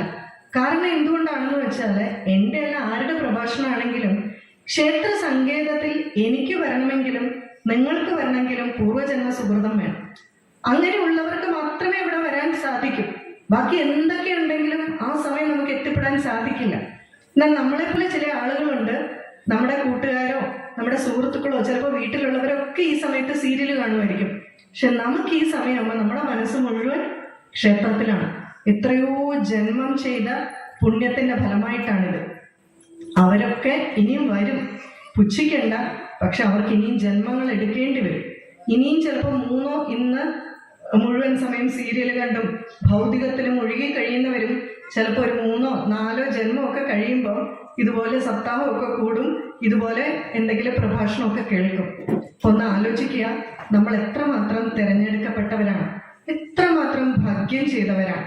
ഞാൻ എപ്പോഴും വിചാരിക്കാറുണ്ട്, നമ്മുടെ ജീവിതം എന്ന് പറഞ്ഞാൽ ഒരു റിലേ ഓട്ട മത്സരമാണ്. റിലേ ഓട്ട മത്സരം അറിയാമല്ലോ. ഒരു ടീമിൽ 4 പേര് കാണും, ഒരു വടി കാണും, ബാറ്റൺ. ഈ ബാറ്റണുമായിട്ട് ഒന്നാമത്തെ ആൾ വെടി പൊട്ടുമ്പോൾ ഓടും. കുറേ ദൂരം പോയി കഴിയുമ്പോൾ അയാൾ അത് രണ്ടാമത്തെ ആൾക്ക് കൈമാറും. കുറേ ദൂരം പോയി കഴിയുമ്പോൾ മൂന്നാമത്തെ ആള്, 4-മത്തെ ആള് ഫിനിഷിംഗ് പോയിന്റിൽ എത്തണം. ഇതാണ് നമ്മുടെ ജീവിതം. ആദ്യത്തെ ആള് ആദ്യത്തെ ജന്മം, രണ്ടാമത്തെ ആള് നമ്മുടെ രണ്ടാമത്തെ ജന്മം, മൂന്നാമത്തെ ജന്മം, 4-മത്തെ ജന്മം, ഇങ്ങനെ പോകും.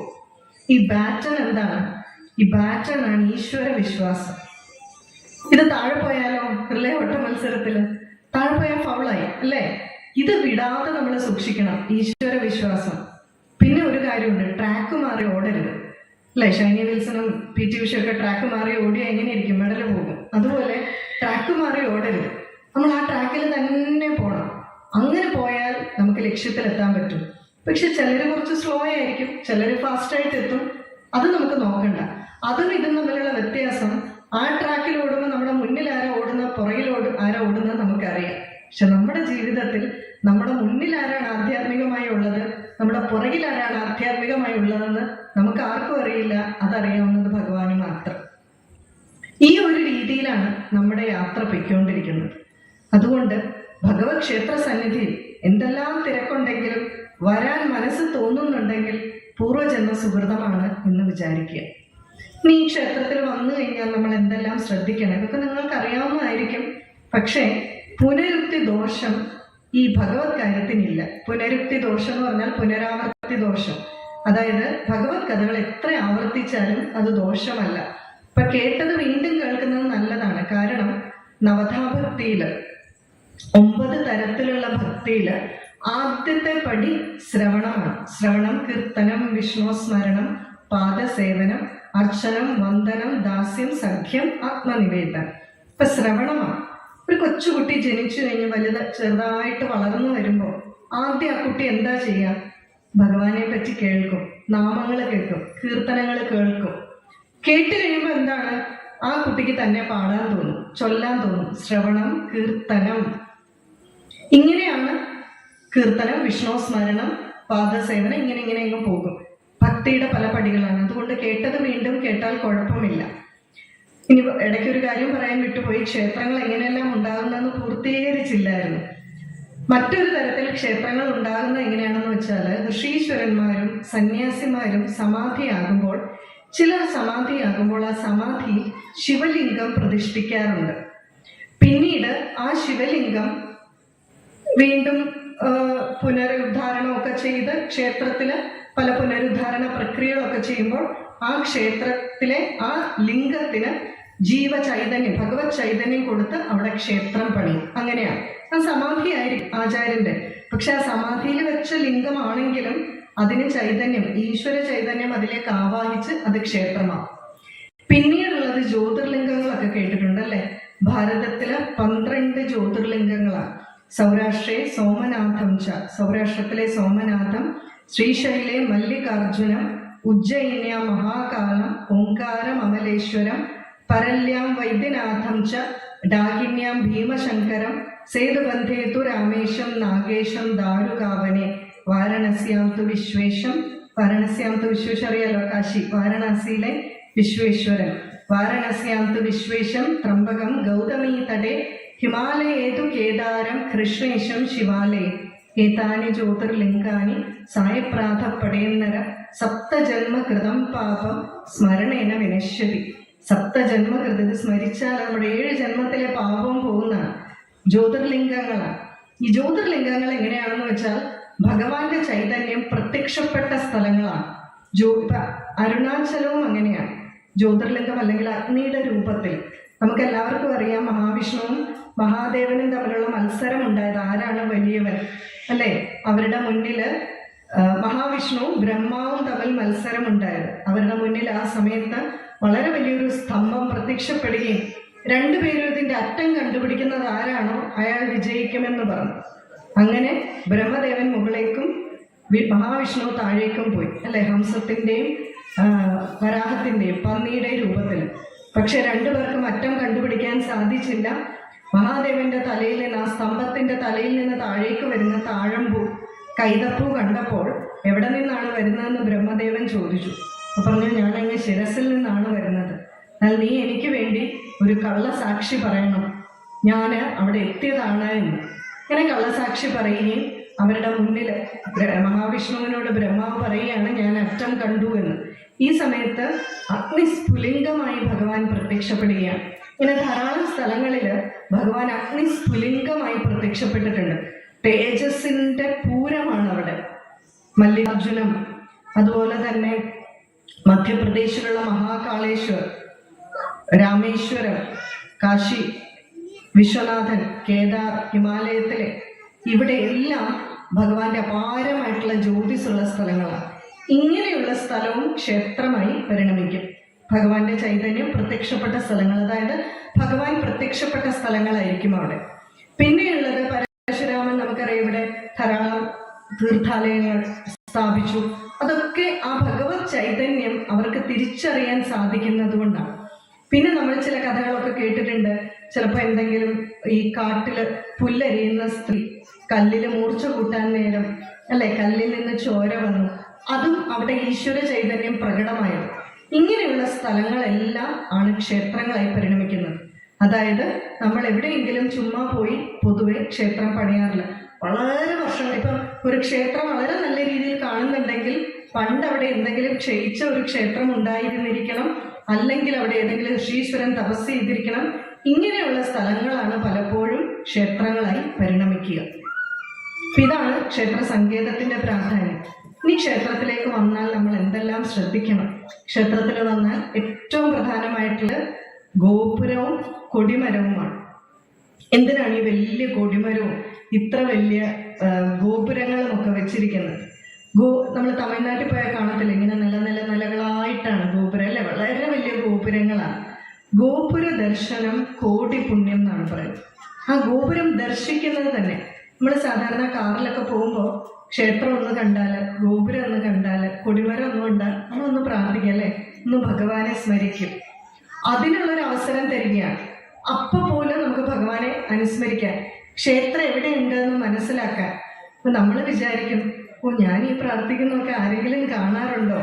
ഭഗവാന് കൃത്യമായിട്ട് എല്ലാത്തിനും അക്കൗണ്ട് ഉണ്ട്. നമ്മൾ എന്തൊക്കെ നല്ല കാര്യങ്ങൾ ചെയ്യുന്നുണ്ട്, എന്തൊക്കെ ചീത്ത കാര്യങ്ങൾ ചെയ്യുന്നുണ്ട്, ടാലി മാർക്ക് ഇട്ട് വെക്കുന്നുണ്ട്. ഭഗവാൻ ഇതിനൊക്കെ സമയമുണ്ടോ നമ്മൾ വിചാരിക്കും. ഭഗവാന് നമ്മുടെ കാര്യം മാത്രം നോക്കിയാൽ മതി. കാരണം എൻ്റെ ഉള്ളിലൊരു ഭഗവാനുണ്ട്. ഭഗവത്ഗീതയിൽ പറയുന്നത് എന്താണ്? ശരീരം രഥമേവച്ച. നമ്മുടെ ശരീരം രഥമാണ്. ആ രഥത്തിനുള്ളിൽ ഭഗവാൻ ഇരിക്കുന്നു. എൻ്റെ കാര്യങ്ങൾ എൻ്റെ ഉള്ളിൽ ഇരിക്കുന്ന ഭഗവാൻ എൻ്റെ കാര്യം മാത്രം കൂടി ചെയ്താൽ പോരെ? ശരിയല്ലേ? ഇപ്പൊ ഭഗവാന് വല്ല ബുദ്ധിമുട്ടുണ്ടോ? ഈ പ്രപഞ്ചം മുഴുവൻ നിയന്ത്രിക്കുന്ന ഈ വൈഫൈയും 4Gയും നമ്മൾ എന്നിട്ട് ഇതൊക്കെ വലിയ നേട്ടങ്ങളായിട്ട് കാണും. ഭഗവാൻ അവിടെ നിന്ന് കുടുകൂടെ ചിരിക്കുന്നുണ്ടായിരിക്കും. ഭഗവാൻ 1000 G വരെ റെഡിയാക്കി വെച്ചിട്ടുണ്ട്.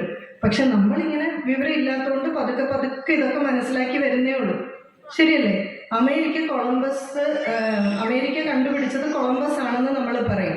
പക്ഷെ കൊളംബസ് അമേരിക്ക കണ്ടുപിടിക്കുന്നതിന് മുമ്പ് അമേരിക്ക എവിടെയുണ്ട്? നമുക്ക് ഈ ഒരു ഭൂവിഭാഗം അവിടെ ഉണ്ടെന്ന് തിരിച്ചറിഞ്ഞത് കൊളംബസിലൂടെയാണ്. അതുപോലെ നമ്മൾ പറയുന്നത് ഗ്രാവിറ്റേഷണൽ ഫോഴ്സ്, ഗുരുത്വാകർഷണ നിയമം കണ്ടുപിടിച്ചത് ന്യൂട്ടൺ ആണ്. ന്യൂട്ടൺ കണ്ടുപിടിച്ചപ്പോൾ ആ നിമിഷം ഗുരുത്വാകർഷണ നിയമം പ്രവർത്തിക്കാൻ തുടങ്ങിയതാണ്. ഭൂമി ഏത് കാലം തൊട്ടുണ്ടോ അന്ന് തൊട്ട് ഗുരുത്വാകർഷണ നിയമമുണ്ട്. നമുക്ക് വിവരമില്ലാത്തത് കൊണ്ട് നമുക്ക് മനസ്സിലായില്ല. ഇത്രയും കാലം കഴിഞ്ഞപ്പോഴാണ് നമുക്ക് മനസ്സിലായത്. ശ്രീശ്വരന്മാർ അതിനു മുമ്പ് മനസ്സിലാക്കി. അപ്പൊ അതുകൊണ്ട് ഇതെല്ലാം ഭഗവാൻ സൃഷ്ടിച്ചു വെച്ചിട്ടുണ്ട്. ഇവിടെ 100 Gയും 1000 Gയും ഒക്കെ ഉണ്ട്. പക്ഷെ നമുക്ക് അത്ര ബുദ്ധി ഇല്ലാത്തത് കൊണ്ട് നമ്മൾ പതുക്കെ പതുക്കെ മനസ്സിലാക്കി വരുന്നുള്ളൂ. എന്നാലും മൃഗങ്ങളെക്കാട്ടും ഭേദമായിട്ട് കൊണ്ട് നമ്മൾ ഇതെല്ലാം തിരിച്ചറിഞ്ഞു വരും. അപ്പോൾ ഭഗവാന് നമ്മുടെ കാര്യം മാത്രം മാനേജ് ചെയ്താൽ മതി. ഭഗവാൻ ഇതൊന്നും ബുദ്ധിമുട്ടല്ല. മൾട്ടി ടാസ്കിങ്ങിന്റെ ആളാണ് ഭഗവാൻ. ഇപ്പൊ ഗോപുര ദർശനം കോടി പുണ്യം. പിന്നെ നമ്മൾ ക്ഷേത്രത്തിലേക്ക് പ്രവേശിക്കുകയാണ്. മാധവജി എഴുതിയ ക്ഷേത്ര ചൈതന്യ രഹസ്യം എന്നുള്ള ഗ്രന്ഥത്തില് അതൊന്ന് വായിക്കേണ്ട പുസ്തകമാണ്. ഈ ഗ്രന്ഥത്തില് ക്ഷേത്രത്തിന്റെ മുഴുവൻ നിർമ്മിതിയെ പറ്റിയും എല്ലാം പറയുന്നുണ്ട്. അതിൽ മാധവജി പറയുന്നത് ഈ ക്ഷേത്രം എന്നാൽ പൂർണ്ണമായും ഭഗവാന്റെ ശരീരമാണ്. ഇപ്പൊ ഇവിടെ ക്ഷേത്രത്തിന്റെ ദർശനം ഇങ്ങോട്ടാണെങ്കിൽ അവിടുത്തെ ഗോപുരം എന്ന് പറയുന്നത് ഭഗവാന്റെ പാദമാണ്. ഈ 2 വശത്തെ ഗോപുരങ്ങൾ ഭഗവാന്റെ ബാഹുക്കളാണ്. ഗർഭഗൃഹം ഇതെന്ന് പറയുന്നത് ഭഗവാന്റെ ശിരസ്സാണ്. അപ്പൊ ഭഗവാൻ ഇങ്ങനെ ഒന്ന് മലന്ന് കിടക്കുകയാണെന്നോ അങ്ങനെ എന്തെങ്കിലും ചിന്തിക്കുക. അപ്പൊ ഇത് മുഴുവൻ ഭഗവാന്റെ ശരീരമാണ്. അതുകൊണ്ടാണ് പറയുന്നത് ഈ 4 ഗോപുരത്തിന്റെ അകത്തേക്ക് ഒരിക്കലും ചെരുപ്പിട്ട് പ്രവേശിക്കാൻ പാടില്ല എന്ന്. നമ്മൾ ആ ഗോപുരത്തിന്റെ അകത്തേക്ക് ചെരുപ്പിട്ട് പ്രവേശിച്ചാൽ ഭഗവാന്റെ ശരീരത്തിലേക്കാണ് ചെരുപ്പിട്ട് പ്രവേശിക്കുന്നത്. കാരണം നമ്മുടെ ക്ഷേത്രങ്ങൾ താന്ത്രിക വിധിപ്രകാരമാണ് പൂജ നടക്കുന്നത്. നിർമ്മിച്ചിരിക്കുന്നതും ആ വാസ്തു അനുസരിച്ചാണ്. അപ്പോൾ ഈ രീതിയിലാണ് ഭഗവത് ചൈതന്യം വ്യാപിച്ചിരിക്കുന്നത്. ഏറ്റുമാനൂർ ക്ഷേത്രത്തിലൊക്കെ ഉത്സവമായി കഴിഞ്ഞാൽ പുറത്തുള്ളതിലും കൂടുതൽ ചെരുപ്പ് മുഴുവൻ ക്ഷേത്രത്തിനകത്താണ്. പിന്നെ ആ മാളിക താഴെയുള്ള എല്ലാ ഓട്ടയിലും ഓരോ ജോഡി ചെരുപ്പ് വീതം ഇങ്ങനെ തിരികെ വെച്ചിട്ടുണ്ടായിരിക്കും. മുഴുവൻ ചെരുപ്പുകളും ക്ഷേത്രത്തിനകത്താണ് ഇടുന്നത്. ഒരിക്കലും ചെയ്യാൻ പാടില്ല. അതല്ലെങ്കിൽ നമ്മൾ അതുപോലെ സുരക്ഷിതമായി എവിടെയെങ്കിലും വെക്കുക, അല്ലെങ്കിൽ വണ്ടിയിൽ ഇട്ടിട്ട് പോന്നേക്കുക. കുറച്ചു ദൂരം ഒന്ന് നടക്കണം, അത്രയല്ലേ ഉള്ളൂ. പക്ഷെ ആ മണ്ണിലൂടെ നടക്കുമ്പോൾ പോലും നമ്മുടെ കാലിന് ആ ഒരു വൈബ്രേഷൻ ഉണ്ടാവും. അത് നല്ലതാണ്, മണ്ണിൽ ചവിട്ടുന്നത്. ഈ ക്ഷേത്രത്തിലേക്ക് നമ്മൾ അതുകൊണ്ടാണ് ആ ഗോപുരത്തിൽ തൊട്ട് തലയിൽ വെച്ചിട്ട് പ്രവേശിക്കുന്നത്. കാരണം അത് ഭഗവാന്റെ കയ്യോ കാലോ പാദങ്ങളൊക്കെ അല്ലേ. അതുകൊണ്ടാണ് ആ പാദത്തിൽ തൊട്ട് തലയിൽ വെച്ച് പ്രവേശിക്കുന്നത്. ക്ഷേത്രത്തിലേക്ക് പ്രവേശിച്ച് കഴിഞ്ഞാൽ പിന്നെ നമ്മൾ പ്രദക്ഷിണം വെക്കണം. എല്ലാ സമയവും അത് പറ്റണമെന്നൊന്നുമില്ല. കാരണം നമ്മൾ ഭയങ്കര തിരക്കിലായിരിക്കും. ഞാൻ കഴിവതും ഈ ക്ഷേത്രങ്ങളിലൊക്കെ പ്രഭാഷണത്തിന് പോകുമ്പോൾ നടയിൽ നിന്നാണെങ്കിലും ഒന്ന് തൊഴാൻ ശ്രമിക്കും. ഇപ്പം മിനിഞ്ഞാന്ന് എറണാകുളത്ത് പാവക്കുളം ക്ഷേത്രത്തിലായിരുന്നു. ഇപ്പം എപ്പോഴും ഒരു 15 മിനിറ്റ് നേരത്തെ ചെന്ന് വേഗം ഒന്ന് ഭഗവാനെ ദർശനം നടത്താൻ ശ്രമിക്കും. പക്ഷേ ആ സമയത്ത് ചിലപ്പോൾ പ്രദക്ഷിണം വയ്ക്കാനോ ഉപപ്രതിഷ്ഠകൾ തൊഴാനോ സാധിക്കില്ല. അപ്പം നമ്മുടെ സാഹചര്യം അനുസരിച്ച് ചെയ്യാം. പക്ഷേ എന്നെങ്കിലും അവസരം കിട്ടിയാൽ നമുക്ക് ഈ രീതിയിലാണ് ചെയ്യേണ്ടത്, അല്ലെങ്കിൽ വിധി അങ്ങനെയാണ് എന്ന് മനസ്സിലാക്കിയിരിക്കുന്നതിൽ തെറ്റില്ലല്ലോ. അപ്പൊ പ്രദക്ഷിണം എങ്ങനെ വെക്കണം? പ്രദക്ഷിണ ശാസ്ത്രമുണ്ട്. പ്രദക്ഷിണ ശാസ്ത്രം പറയുന്നത് എങ്ങനെ പ്രദക്ഷിണം വെക്കണം. പൂർണ്ണ ഗർഭിണിയായിട്ടുള്ള ഒരു സ്ത്രീ തലയിൽ ഒരു കുടം വെച്ചിരിക്കുക. ഈ കുടത്തില് തുളുമ്പുന്ന രീതിയിൽ എണ്ണയുണ്ട്. ഈ എണ്ണ വെച്ചിട്ട് അതിൽ നിന്ന് ഒരു തുള്ളി പോലും എണ്ണ താഴോട്ട് പോകാതെ എത്ര ശ്രദ്ധയോടുകൂടി നടക്കുമോ അതുപോലെ കാലടികൾ വെച്ച് ശ്രദ്ധയോടെ വേണം പ്രദക്ഷിണം ചെയ്യാൻ. ഇത് ഞാൻ ഉണ്ടാക്കിയതല്ല കേട്ടോ, ശ്രീശ്വരന്മാർ പറഞ്ഞു വെച്ചിരിക്കുന്നതാണ് പ്രദക്ഷിണ ശാസ്ത്രത്തില്. പക്ഷെ അതുകൊണ്ട് ഈ ഗുരുവായൂരിലൊക്കെ അടിവെച്ചൊക്കെ നടക്കില്ലേ അല്ലേ, അതുകൊണ്ടൊക്കെ ആയിരിക്കാം. പക്ഷെ എല്ലായ്പ്പോഴും നമുക്ക് അങ്ങനെയൊന്നും പ്രദക്ഷിണം വെക്കാൻ സാധിക്കില്ല. പക്ഷെ എവിടെയെങ്കിലും പോയി നമ്മൾ വളരെ റിലാക്സ്ഡ് ആയിട്ട് നമുക്ക് ധാരാളം സമയം ഉണ്ടെങ്കിൽ മുഴുവൻ ശ്രദ്ധയും അതിൽ കേന്ദ്രീകരിച്ച് പതുക്കെ നമ്മൾ നടക്കുക, വളരെ ശ്രദ്ധയോടുകൂടി. അതാണ് പറഞ്ഞിരിക്കുന്നത്. പ്രദക്ഷിണം വെച്ചതിന് ശേഷം നമ്മൾ ക്ഷേത്രത്തിൽ പ്രവേശിക്കുക. ക്ഷേത്രത്തിൽ പ്രവേശിക്കുമ്പോൾ നമുക്കറിയാം, മഹാദേവന്റെ ക്ഷേത്രത്തിൽ ഒരു രീതിയാണ്, ബാക്കിയുള്ള ക്ഷേത്രങ്ങളിൽ ഒരു രീതിയാണ്. മഹാദേവന്റെ ക്ഷേത്രത്തിൽ നമ്മൾ പകുതി മാത്രമേ പ്രദക്ഷിണം വെക്കാവുള്ളൂ. അപ്പൊ മഹാദേവന്റെ ക്ഷേത്രത്തിലാണെങ്കിൽ, എവിടെയാണെങ്കിലും മഹാദേവന്റെ ക്ഷേത്രത്തിലാണെങ്കിൽ അവിടെ മുൻപിൽ തന്നെ നന്ദി കാണും, അല്ലേ? അപ്പൊ എപ്പോഴും നന്ദിയെ തൊഴുതിട്ട് മാത്രമേ മഹാദേവനെ കാണാവുള്ളൂ. നമ്മൾ അസിസ്റ്റന്റിനെയൊക്കെ ഒന്ന് പെർമിഷൻ മേടിച്ചിട്ടല്ലേ അകത്തോട്ട് പോകാവുള്ളൂ. നന്ദിയുടെ ശ്ലോകമൊക്കെ ഒന്ന് പഠിച്ചു വെക്കുന്നത് നല്ലതാണ്. നന്ദികേശ മഹാഭാഗ വളരെ ഇഷ്ടമുള്ള ഒരു സ്തോത്രമാണ്. ആ സ്തോത്രത്തിന്റെ ഗാംഭീര്യം, നന്ദികേശ മഹാഭാഗ ശിവധ്യാന പരായണ, എല്ലായ്പ്പോഴും മഹാദേവനെ ധ്യാനിച്ചുകൊണ്ടിരിക്കുന്നു. ഗൗരി ശങ്കര സേവാർത്ഥം, ഗൗരിയും ശങ്കരനെയും എന്നും സേവിച്ചുകൊണ്ടിരിക്കുന്നവനാണ്. ഒന്ന് ആലോചിച്ച് നോക്കിയ, നന്ദികേശ മഹാഭാഗ ശിവധ്യാന പരായണ, ഗൗരി ശങ്കര സേവാർത്ഥം അനുസ്മ ധാതുമർഹസി. ഇതാണ് നന്ദിയുടെ ശ്ലോകം. അതൊന്ന് ചൊല്ലി നന്ദിയെ ഒന്ന് പ്രാർത്ഥിച്ചിട്ട് നമ്മൾ അകത്തേക്ക് കയറുക. മറ്റ് ക്ഷേത്രങ്ങളാണെങ്കിലും വാഹനം കാണും, ഒന്ന് പ്രാർത്ഥിക്കുക, അകത്തേക്ക് കയറുക. അകത്തേക്ക് കയറുമ്പോൾ നമ്മുടെ ഏറ്റവും വലിയ പ്രശ്നം, ശിവന്റെ അമ്പലത്തിലൊക്കെ ആണെങ്കിൽ ഈ ബലിക്കല്ലാണ്.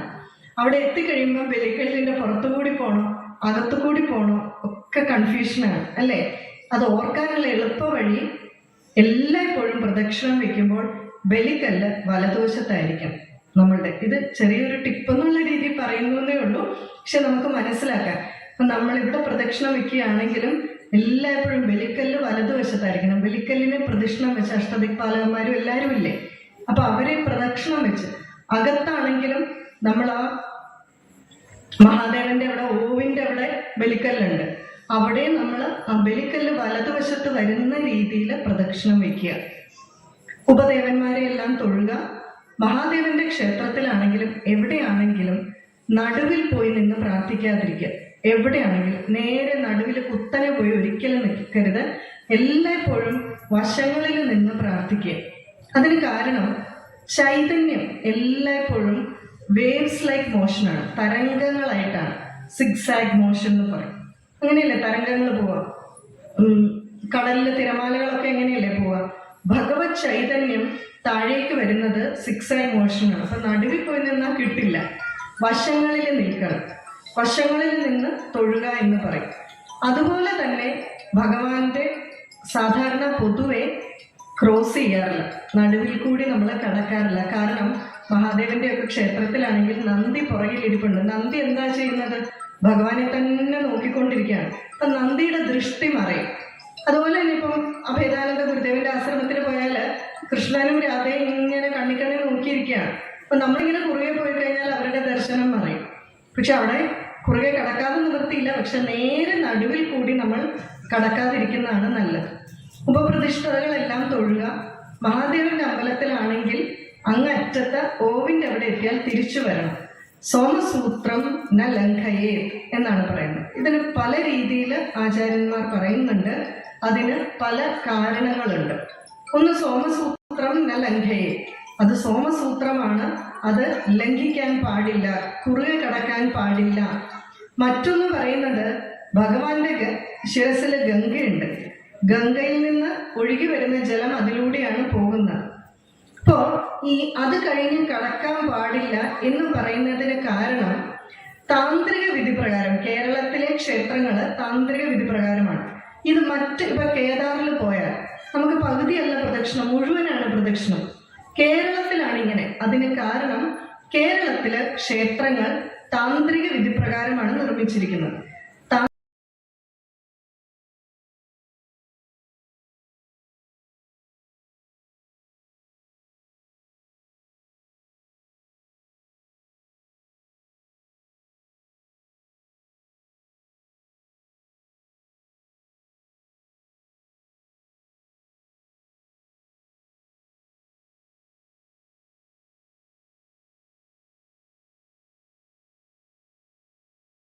വിധി പ്രകാരം ഭഗവാന്മാരിൽ ഏറ്റവും ഭാഗനാണ്.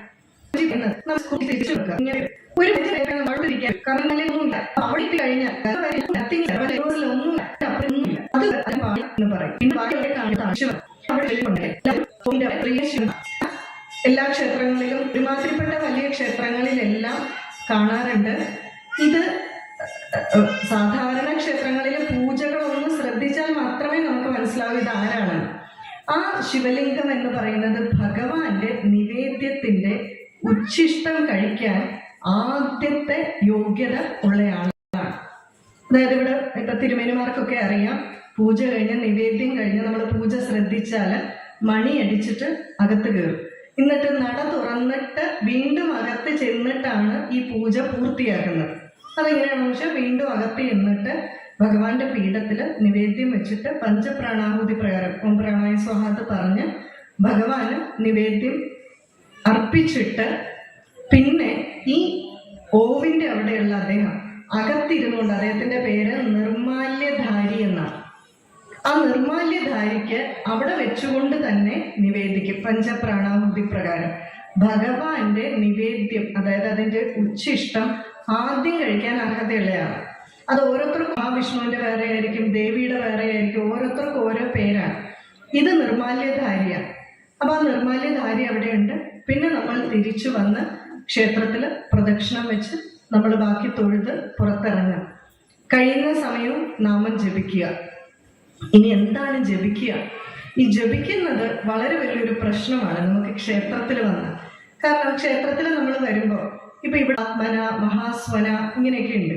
ഇതൊക്കെ ഒരുപോലെ ഇരിക്കും. അപ്പൊ എവിടെയാണ് നിർത്തിയതെന്നൊക്കെ മറന്നു പോകും. ഇപ്പൊ ഭഗവാൻ പറഞ്ഞിരിക്കുകയാണ്, കലികാലത്തിലുള്ളവർക്ക് എങ്ങനെയുള്ള നാമം ജപിക്കാം. ഒരുപക്ഷെ നിങ്ങൾക്ക് അറിയാവുന്നതായിരിക്കും, എങ്കിലും ഒന്നും കൂടി കേൾക്കുക. അതായത് ദ്വാപര യുഗത്തിന്റെ അവസാന കാലമെത്തി. നാരദരാകെ അസ്വസ്ഥനായി. എന്താണ് കാരണമെന്ന് വെച്ചാല് നാരദർ പറയുകയാണ്, കലികാലം വന്നാൽ ഭൂമിയെ കലി ബാധിക്കും. ഭൂമിയെ കലി ബാധിച്ച പിന്നെ എനിക്ക് ഭൂമിയിൽ പോകാൻ പറ്റില്ല, കാരണം എന്നെയും കലി ബാധിക്കും. എന്നാൽ ഭക്തന്മാരുള്ളത് എവിടെയാണ്? ഭൂമിയിലാണ്. ഈ ദേവന്മാരൊക്കെ സുഖലോലുപുകളാണ്. ഈ സ്വർഗത്തിൽ കിടന്ന് അപ്സരസിന്റെ ഒക്കെ പുറകെ നടന്ന് ഈ പെണ്ണുങ്ങളുടെ പുറകെയൊക്കെ നടക്കുന്നതാണ് ഇവരുടെ ജോലി. ശരിക്കും ഭക്തന്മാരെ കാണണമെങ്കിൽ എവിടെ വരണം? ഭൂമിയിൽ വരണം. പക്ഷെ കലികാലമായാൽ ഭൂമിയെ കലി ബാധിക്കും, ഇപ്പൊ എന്നെ ബാധിക്കും. അപ്പൊ ഇതിനെന്താണ് വഴി? നേരെ പിതാമഹനെ കാണാനായിട്ട് ബ്രഹ്മലോകത്തേക്ക് പോയി. അവിടെ ചെന്നപ്പോ താമരയില് ഭഗവാൻ ഉണ്ട്, ബ്രഹ്മദേവൻ. നമസ്കരിച്ചിട്ട് പറഞ്ഞു, എനിക്കൊരു സംശയമുണ്ട്. ചോദിച്ചു, എന്താണ്? ഇപ്പൊ പറഞ്ഞു, വലിയ താമസമില്ലാതെ കലിയുഗമാകും, ഭൂമിയെ കലി ബാധിക്കും. അപ്പോൾ ഈ കലിയിൽ നിന്ന് രക്ഷപ്പെടാൻ എന്താണ് വഴി? അതിനൊരു ഉപായം പറഞ്ഞു തരാമോ? ഓ, അതിനൊരു ഉപായമുണ്ട്. നാരദർക്ക് വളരെ സന്തോഷമായി. ഇപ്പൊ ചോദിച്ചു, എന്താണ് എന്ന് ചോദിച്ചു. ഭഗവാൻ നാരായണന്റെ നാമം ജപിക്കുക. അന്ന സന്തോഷമൊക്കെ പോയി. കാരണം എന്താ? ഇതല്ലേ ഞാൻ ഫുൾ ടൈം ചെയ്തുകൊണ്ടിരിക്കുന്നത്. മഹതി എന്നുള്ള വീണയുമായിട്ട് നാരദൻ എന്താണ് ചെയ്യുന്നത്?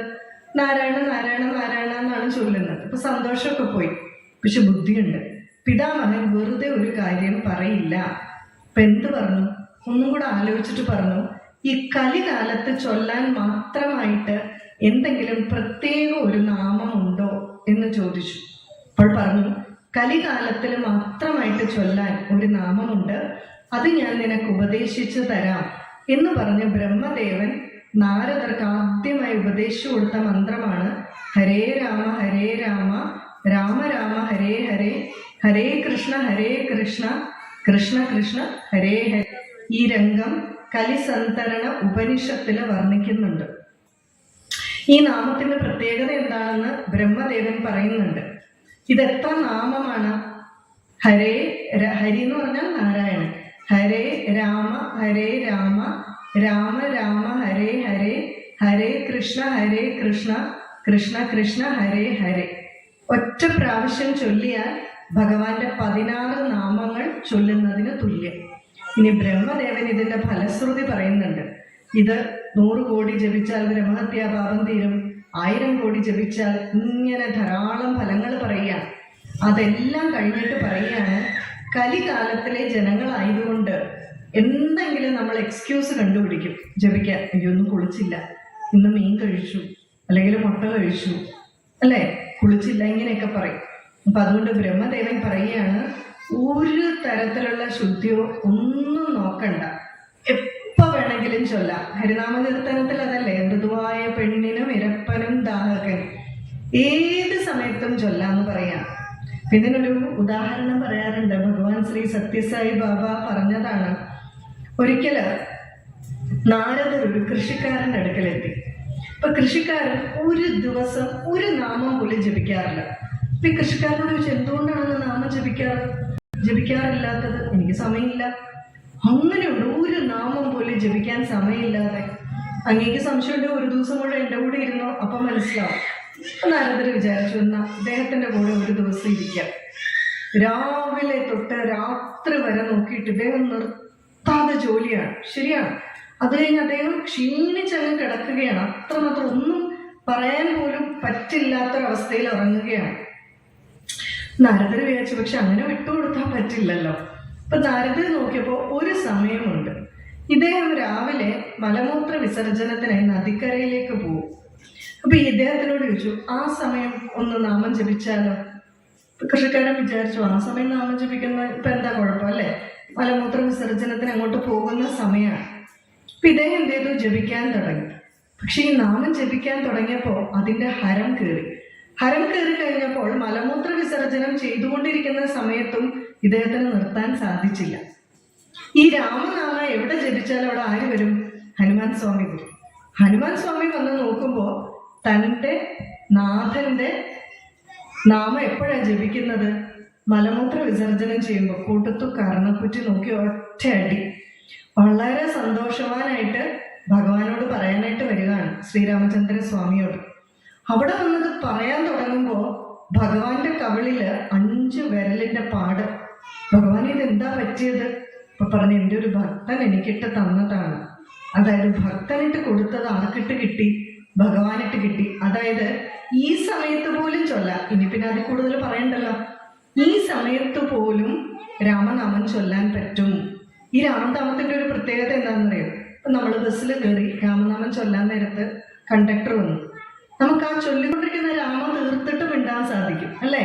ക്ഷേത്രത്തിൽ പ്രദക്ഷിണം വയ്ക്കുമ്പോൾ ആരെങ്കിലും, കാരണം അത്ര ചെറിയ നാമമാണ്, സാധനയ്ക്കായിട്ട് വളരെ കുഞ്ഞു നാമം തിരഞ്ഞെടുക്കാവൂന്നാണ് പറയുക. അക്ഷരങ്ങൾ കുറവുള്ള നാമങ്ങൾ. അത് ഇതുകൊണ്ടൊക്കെയാണ് ആര് നമ്മളോട് ഇപ്പൊ ക്ഷേത്രത്തിൽ വന്ന് മിണ്ടാൻ വന്നാലും രാമ ഒന്ന് പൂർത്തിയാക്കിയിട്ട് മിണ്ടിയാൽ മതി, അത് നമുക്ക് ചെയ്യാൻ സാധിക്കും. അതുകൊണ്ട് സാധനയായിട്ട് നിരന്തരം ജപിക്കാനായിട്ട് വിഷ്ണു സഹസ്രനാമം, ലളിതാ സഹസ്രനാമം ഒക്കെ ആണെങ്കിൽ എവിടെയെങ്കിലും അടങ്ങി ഒതുങ്ങി ഇരുന്ന് ആരും ശല്യപ്പെടുത്തില്ല. കാരണം അത് മാലാമന്ത്രങ്ങളാണ്, പകുതിയായിട്ട് ചൊല്ലാൻ പാടില്ല. വിഷ്ണു സഹസ്രനാമം ചൊല്ലാൻ തുടങ്ങിയാൽ, ലളിതാ സഹസ്രനാമം ചൊല്ലാൻ തുടങ്ങിയാൽ പൂർത്തിയാക്കണം. മാലാമന്ത്രങ്ങളാണ്, മാല പോലെ കെട്ടുപണഞ്ഞാൽ ഇങ്ങനെ പോകുമല്ലേ, അത് പൂർത്തിയാക്കണം. അപ്പൊ അതിൻ്റെ ആ ഒരു പ്രത്യേകത രാമമന്ത്രത്തിനുണ്ട്. ഇനി ഈ രാമമന്ത്രത്തിന്റെ പ്രത്യേകത ഏറ്റുമാനൂരപ്പൻ തന്നെ പറഞ്ഞിട്ടുണ്ട്, മഹാദേവൻ തന്നെ. ഇപ്പൊ ഈ മഹാദേവന്റെയും പാർവതി ദേവിയുടെയും ജോലി നോക്കിയാൽ നമുക്കറിയാം, എല്ലായ്പ്പോഴും സത്സംഗമാണ്. ഭർത്താവും ഭാര്യയും എങ്ങനെയായിരിക്കണമെന്ന് അവരെ നോക്കി പഠിച്ചാൽ മതി. പാർവതി ദേവി എല്ലായ്പ്പോഴും ഓരോ സംശയം ചോദിക്കും, മഹാദേവൻ മറുപടി പറയും. ഇങ്ങനെയാണ് രാമായണം, അങ്ങനെയല്ലേ? ഉമാമഹേശ്വര സംവാദം അങ്ങനെയാണ്. അപ്പൊ അങ്ങനെ ഇരിക്കുമ്പോ ഒരു ദിവസം പാർവതി ദേവി ചോദിച്ചു, ഭഗവാനെ, എനിക്ക് വിഷ്ണു സഹസ്രനാമം ഒന്ന് പറഞ്ഞു തരാമോ? അപ്പൊ ഈ വിഷ്ണു സഹസ്രനാമം എവിടെയാ വന്നത്? ആദ്യം ചൊല്ലിയത് ഭീഷ്മരാണ്. ഭീഷ്മർ എങ്ങനെയാണെന്ന് വെച്ചാല് കുരുക്ഷേത്രത്തിലെ ശരശയില് കിടക്കുന്ന സമയം. ഇപ്പൊ യുദ്ധമൊക്കെ, ഭീഷ്മര് വീണു, യുദ്ധമൊക്കെ നടക്കുന്ന സമയമാണ്. ആ സമയത്ത് യുധിഷ്ഠിരൻ പോയി ശ്രീകൃഷ്ണനോട് ചോദിച്ചു, കൃഷ്ണ, എനിക്ക് കുറച്ച് സംശയങ്ങളൊക്കെ ഉണ്ട്. അപ്പൊ ഭഗവാൻ പറഞ്ഞു, നിന്റെ സംശയമൊക്കെ തീർത്തു തരാൻ പറ്റിയ ഒരാളുണ്ട്, ഞാൻ നിന്നെ അങ്ങോട്ട് കൂട്ടിക്കൊണ്ടു പോകാം എന്ന് പറഞ്ഞ് ശരശയിൽ കിടക്കുന്ന ഭീഷ്മരുടെ അടുക്കലേക്ക് കൂട്ടിക്കൊണ്ടു പോവാണ്. അപ്പൊ ഭീഷ്മര് നേരത്തെ ഉണ്ടായിരുന്നു. അപ്പൊ കൂട്ടിക്കൊണ്ടു പോകാൻ പാടില്ലായിരുന്നോ? അപ്പൊ ദുര്യോധനന്റെ ഭക്ഷണം കഴിച്ച് മനസ്സ് കുറച്ച് ദൂഷിച്ചിരുന്നു. ഇപ്പം രക്തം മുഴുവൻ വാർന്നു പോയപ്പോ അത് മുഴുവൻ പോയി, ശരശയിൽ കിടന്ന് ശുദ്ധമായി. ദ്രൗപദി അത് ചോദിക്കുന്നുണ്ട്, അന്ന് എന്നെ വസ്ത്രാക്ഷേപം ചെയ്തപ്പോ എന്താ മിണ്ടാതിരുന്നതെന്ന്. ദുര്യോധന്റെ ചോറുണ്ടുകൊണ്ടിരുന്നു, അതുകൊണ്ടാണ്. ഇന്ന് പക്ഷേ സ്വഭാവം മാറി. അപ്പോ യുധിഷ്ഠിരൻ അവിടെ എത്തിയപ്പോ ഭഗവാൻ പറഞ്ഞു, ചോദിച്ചോ? അപ്പൊ ഭാഗം മുഴുവൻ മഹാഭാരതം വായിച്ചാൽ ഗംഭീരമാണ്. എത്ര ഭാഗമാണെന്നറിയോ? 2 പർവ്വങ്ങളായിട്ട് വ്യാപിച്ച് കിടക്കുകയാണ്. ആ ഭാഗത്തിൽ ചോദിക്കുന്നുണ്ട്, പല ചോദ്യങ്ങൾ ചോദിക്കുകയാണ്. അപ്പൊ അതിൽ കുറെ ചോദ്യങ്ങൾ ചോദിച്ചു കഴിയുമ്പോൾ യുധിഷ്ഠിരൻ ചോദിക്കുകയാണ്, ശ്രീ യുധിഷ്ഠിര ഉവാച കിമേകം ദൈവതം ലോകേ കിം വാപ്യേകം പരായണം സുവന്തകം കമർച്ചന്ത പ്രാപ്നുർമാനവാശുഭം കോ ധർമ്മ സർവധർമാണാം ഭവതഃ പരമോ മത കിം ജവന്മുച്യതേ ജന്തു ജന്മ സംസാര ബന്ധനാത് ശ്രീ ഭീഷ്മ ഉവാച കിം എന്നൊക്കെ പറഞ്ഞാൽ സംസ്കൃതത്തിലെ ചോദ്യങ്ങളാണ്, ഓരോന്നായിട്ട് ചോദിക്കുകയാണ്. അവസാനം ചോദിക്കുകയാണ്, ഒരു മനുഷ്യന്റെ പരമമായിട്ടുള്ള ധർമ്മം എന്താണ്? അപ്പൊ ശ്രീ ഭീഷ്മ ഉവാച, ഭീഷ്മര് പറയുകയാണ്, ഒരു മനുഷ്യന്റെ പരമമായിട്ടുള്ള ധർമ്മം എന്നാൽ ഭഗവാനെ 1000 നാമങ്ങൾ കൊണ്ട് സ്തുതിക്കുകയാണ് എന്ന് പറഞ്ഞ് ആ ശരശയിൽ കിടന്ന് ആദ്യമായിട്ട് വിഷ്ണു സഹസ്രനാമം ചൊല്ലുന്നത് ഭീഷ്മരാണ്. ഇത് കേട്ടുകൊണ്ട് കുറെ ആൾക്കാർ നിൽക്കുന്നുണ്ട്, പഞ്ചപാണ്ഡവരൊക്കെ. അത് മഹാഭാരതത്തില് ഉൾക്കൊള്ളിച്ചിരിക്കുന്നത് വ്യാസഭഗവാനാണ്. വ്യാസഭഗവാനല്ലേ മഹാഭാരതം എഴുതിയത്. ശിവസഹസ്രനാമവും ഭാരതത്തിലാണ്, വിഷ്ണു സഹസ്രനാമവും അതെ. ഇന്നും നമ്മൾ കുരുക്ഷേത്രത്തിൽ പോയാൽ ഈ സ്ഥലമുണ്ട്. ആ ശരശയിൽ കിടന്ന സ്ഥലം തൊട്ട് വശത്തായിട്ട് വളരെ വലിയൊരു കുളമുണ്ട്. നല്ല ഭംഗിയായിട്ട് പടിയൊക്കെ വെട്ടി, 4 സൈഡിലും പടി വെട്ടിയ ഒരു സ്ഥലം. ആ കുളമാണ് അർജുനൻ അമ്പെയ്ത് ഭീഷ്മർക്ക് ജലം കൊടുത്തത് അല്ലേ. ചെറുപ്പം തൊട്ടേ വിഷ്ണു സഹസ്രനാമം ജപിക്കാറുണ്ടായിരുന്നു. ആ ഉപാസിച്ചുകൊണ്ടായിരിക്കാം ആ സ്ഥലത്ത് പോയി ഇരുന്ന് വിഷ്ണു സഹസ്രനാമം ജപിക്കാനുള്ള ഒരു ഭാഗ്യം കിട്ടി. അപ്പൊ ആ സ്ഥലത്ത് കിടന്നുകൊണ്ടാണ് ഭീഷ്മര് വിഷ്ണു സഹസ്രനാമം ഉപദേശിച്ചത്. ആ ഉപദേശിച്ച വിഷ്ണു സഹസ്രനാമം എനിക്കൊന്ന് പറഞ്ഞു തരാമോ എന്നാണ് പാർവതി ദേവി മഹാദേവനോട് ചോദിക്കുന്നത്. അപ്പൊ മഹാദേവൻ എന്ത് ചെയ്തു? ഇതെല്ലാം പറഞ്ഞു കൊടുത്തു. പറഞ്ഞെല്ലാം കൊടുത്തു കഴിഞ്ഞപ്പോ പാർവതി ദേവിക്ക് ഒരു സംശയം, എന്റെ ഭഗവാനെ ഇത് ചൊല്ലി വരണേ ഒരു 20-25 മിനിറ്റ് എടുക്കും അല്ലേ വിഷ്ണു സഹസ്രനാമം. അപ്പൊ പാർവതി ദേവി ചോദിക്കുകയാണ്, പാർവത്യുവാച കേനോപായേന ലഘുന വിഷ്ണോർനാമസഹസ്രകം പഠ്യതേ പണ്ഡിതൈർ നിത്യം ശ്രോതുമിച്ഛാമ്യഹം പ്രഭോ. നോക്കിയ പാർവത്യുവാച, ഭഗവാനെ ഇത് എല്ലാ ദിവസവും ചൊല്ലാൻ പറ്റിയില്ലേ? ഷോർട്ട് കട്ട് വല്ലതും ഉണ്ടോ? കേനോപായേന ലഘുന, ലഘുവായിട്ട് ചൊല്ലാൻ വല്ല വഴിയുണ്ടോ? ഒരിക്കലും ചിന്തിക്കരുത് ഇത് പാർവതി ദേവിക്ക് വേണ്ടിയാണ്. നമ്മുടെ സ്വഭാവം അറിയാം ദേവിക്ക്. കലികാലത്തിലുള്ള മനുഷ്യരെ എക്സ്ക്യൂസ് കണ്ടുപിടിക്കും. അപ്പൊ നമുക്ക് വേണ്ടി ചോദിക്കുന്നതാണ്. കേനോപായേന ലഘുന വിഷ്ണോർനാമസഹസ്രകം പഠ്യതേ പണ്ഡിതൈർ നിത്യം ശ്രോതുമിച്ഛാമ്യഹം പ്രഭോ. ഭഗവാനെ ഉണ്ടെങ്കിലൊന്ന് പറഞ്ഞു തന്നേനെ, പറഞ്ഞു തരൂ. ശ്രീ ഈശ്വര ഉവാച, ഭഗവാൻ പറയാണ്, ശ്രീരാമ രാമ രാമേതി രമേ രാമേ മനോരമേ സഹസ്രനാമ തത്തുല്യം രാമനാമ വരാനനെ. മഹാദേവൻ പറഞ്ഞിരിക്കുകയാണ്, സഹസ്രനാമത്തിന് തത്തുല്യം രാമനാമം മാത്രം. എന്നിട്ട് അത് 3 പ്രാവശ്യം ചൊല്ലും. അതായത് ഈ ന്യൂമറോളജി പ്രകാരം രായ്ക്ക് 2ഉം മായ്ക്ക് 5ഉമാണ് വാല്യൂ. അപ്പൊ മൾട്ടിപ്ലിക്കേഷൻ ആണ്. 2 × 5 10. ഒരു പ്രാവശ്യം ചൊല്ലിയാൽ, ഒരു പ്രാവശ്യം കൂടെ ചൊല്ലിയാൽ 10 × 10 100.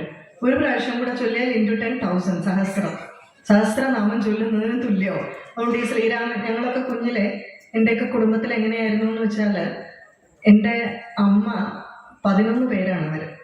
അപ്പൊ താത്താവും താത്തി എന്നാണ് ഞങ്ങൾ വിളിക്കുന്നത്. എല്ലാ ദിവസവും സന്ധ്യ ആയി കഴിഞ്ഞാൽ താത്താവും താത്തിയും ഫ്രണ്ടിൽ ഒരു ഹോളാണ്, അവിടെ വന്ന് ഒരു വിഭൂതി പാത്രമുണ്ട്. ആ വിഭൂതി പാത്രവുമായിട്ടിരുന്ന് വിഷ്ണു സഹസ്രനാമം, ലളിതാ സഹസ്രനാമം ഇതെല്ലാം ജപിക്കും. അപ്പൊ ഞങ്ങളൊന്ന് ആലോചിച്ച് നോക്കി, 11 പേരുടെ ഒരു എന്തെങ്കിലും ചടങ്ങുകളോ ഉത്സവമൊക്കെ വരുമ്പോഴായിരിക്കും വരിക. ഈ 11 പേരുടെയും ഭാര്യമാരും മക്കളും എല്ലാം കൂടെ കാണുമ്പോൾ എത്ര പേരുണ്ടെന്ന് ഊഹിക്കാം. അപ്പോൾ ഞങ്ങളെല്ലാവരും അവിടെ കയറിയിരിക്കും. ഉള്ള സ്ഥലത്തൊക്കെ ഇരിക്കും, ചിലപ്പോൾ മുറ്റത്ത് കളിക്കുമായിരിക്കും. കുട്ടിക്കാലത്തെ ഇത് കേട്ട് കേട്ട് ഇതിന്റെ പല ലൈനും നമുക്ക് കാണാപ്പാടമായി. ഈ ജപം എല്ലാം കഴിയുമ്പോൾ ഞങ്ങളെല്ലാം ക്യൂ ആയിട്ട് നിൽക്കും. ക്യൂ ആയിട്ട് നിന്ന് എല്ലാവരും താത്താനെയും താത്തയും നമസ്കരിക്കും. താത്താനെയും താത്തയും നമസ്കരിച്ച് കഴിയുമ്പോൾ ഈ ജപിച്ച് ജപിച്ച് ശക്തി ഉണ്ടായ വിഭൂതിയാണ്. ഇതെടുത്ത് നെറ്റിയിൽ തൊട്ട് തരും. ഞങ്ങൾ വാ പൊളിക്കും, ഞങ്ങളുടെ വായിലേക്ക് ഇട്ട് തരും.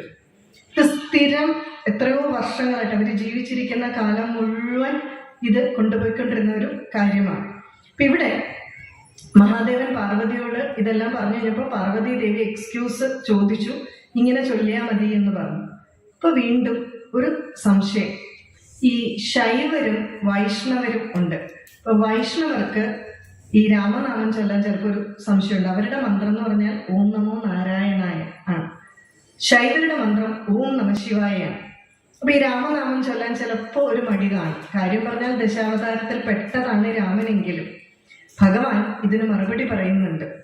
അതായത് കുലഗുരുവായിട്ടുള്ള വസിഷ്ഠൻ എന്തുകൊണ്ടാണ് ദശരഥ മഹാരാജാവിന്റെ മൂത്ത പുത്രന് രാമ എന്ന് പേരിട്ടത് എന്ന്. അതായത് നമുക്കറിയാം മഹാവിഷ്ണുവിന്റെ ഏറ്റവും ചൈതന്യവത്തായിട്ടുള്ള മന്ത്രം ഓം നമോ നാരായണായ എന്നുള്ളതാണ്, അല്ലെ? നമുക്ക് എല്ലാവർക്കും അറിയാം. ഈ മന്ത്രത്തിന്റെ ജീവൻ എന്നാൽ രാ എന്നുള്ള അക്ഷരമാണ്. ഓം നമോ നാരായണായ. ഇപ്പൊ ഇവിടെ എഴുതി വെച്ചിട്ടില്ലേ, അമ്മേ നാരായണായ. രാ എന്നുള്ള അക്ഷരമാണ് ആ മന്ത്രത്തിന്റെ ജീവൻ. ഈ രാ എടുത്ത് മാറ്റിയ എന്താവും? ഓം നമോ നായനായ. നേരെ വിപരീതാർത്ഥമാവും. എനിക്ക് പോകാൻ ഒരു വഴിയും ഇല്ല എന്നുള്ള അർത്ഥമാവും. അപ്പൊ എന്ത് ചെയ്തു വസിഷ്ഠ മഹർഷി?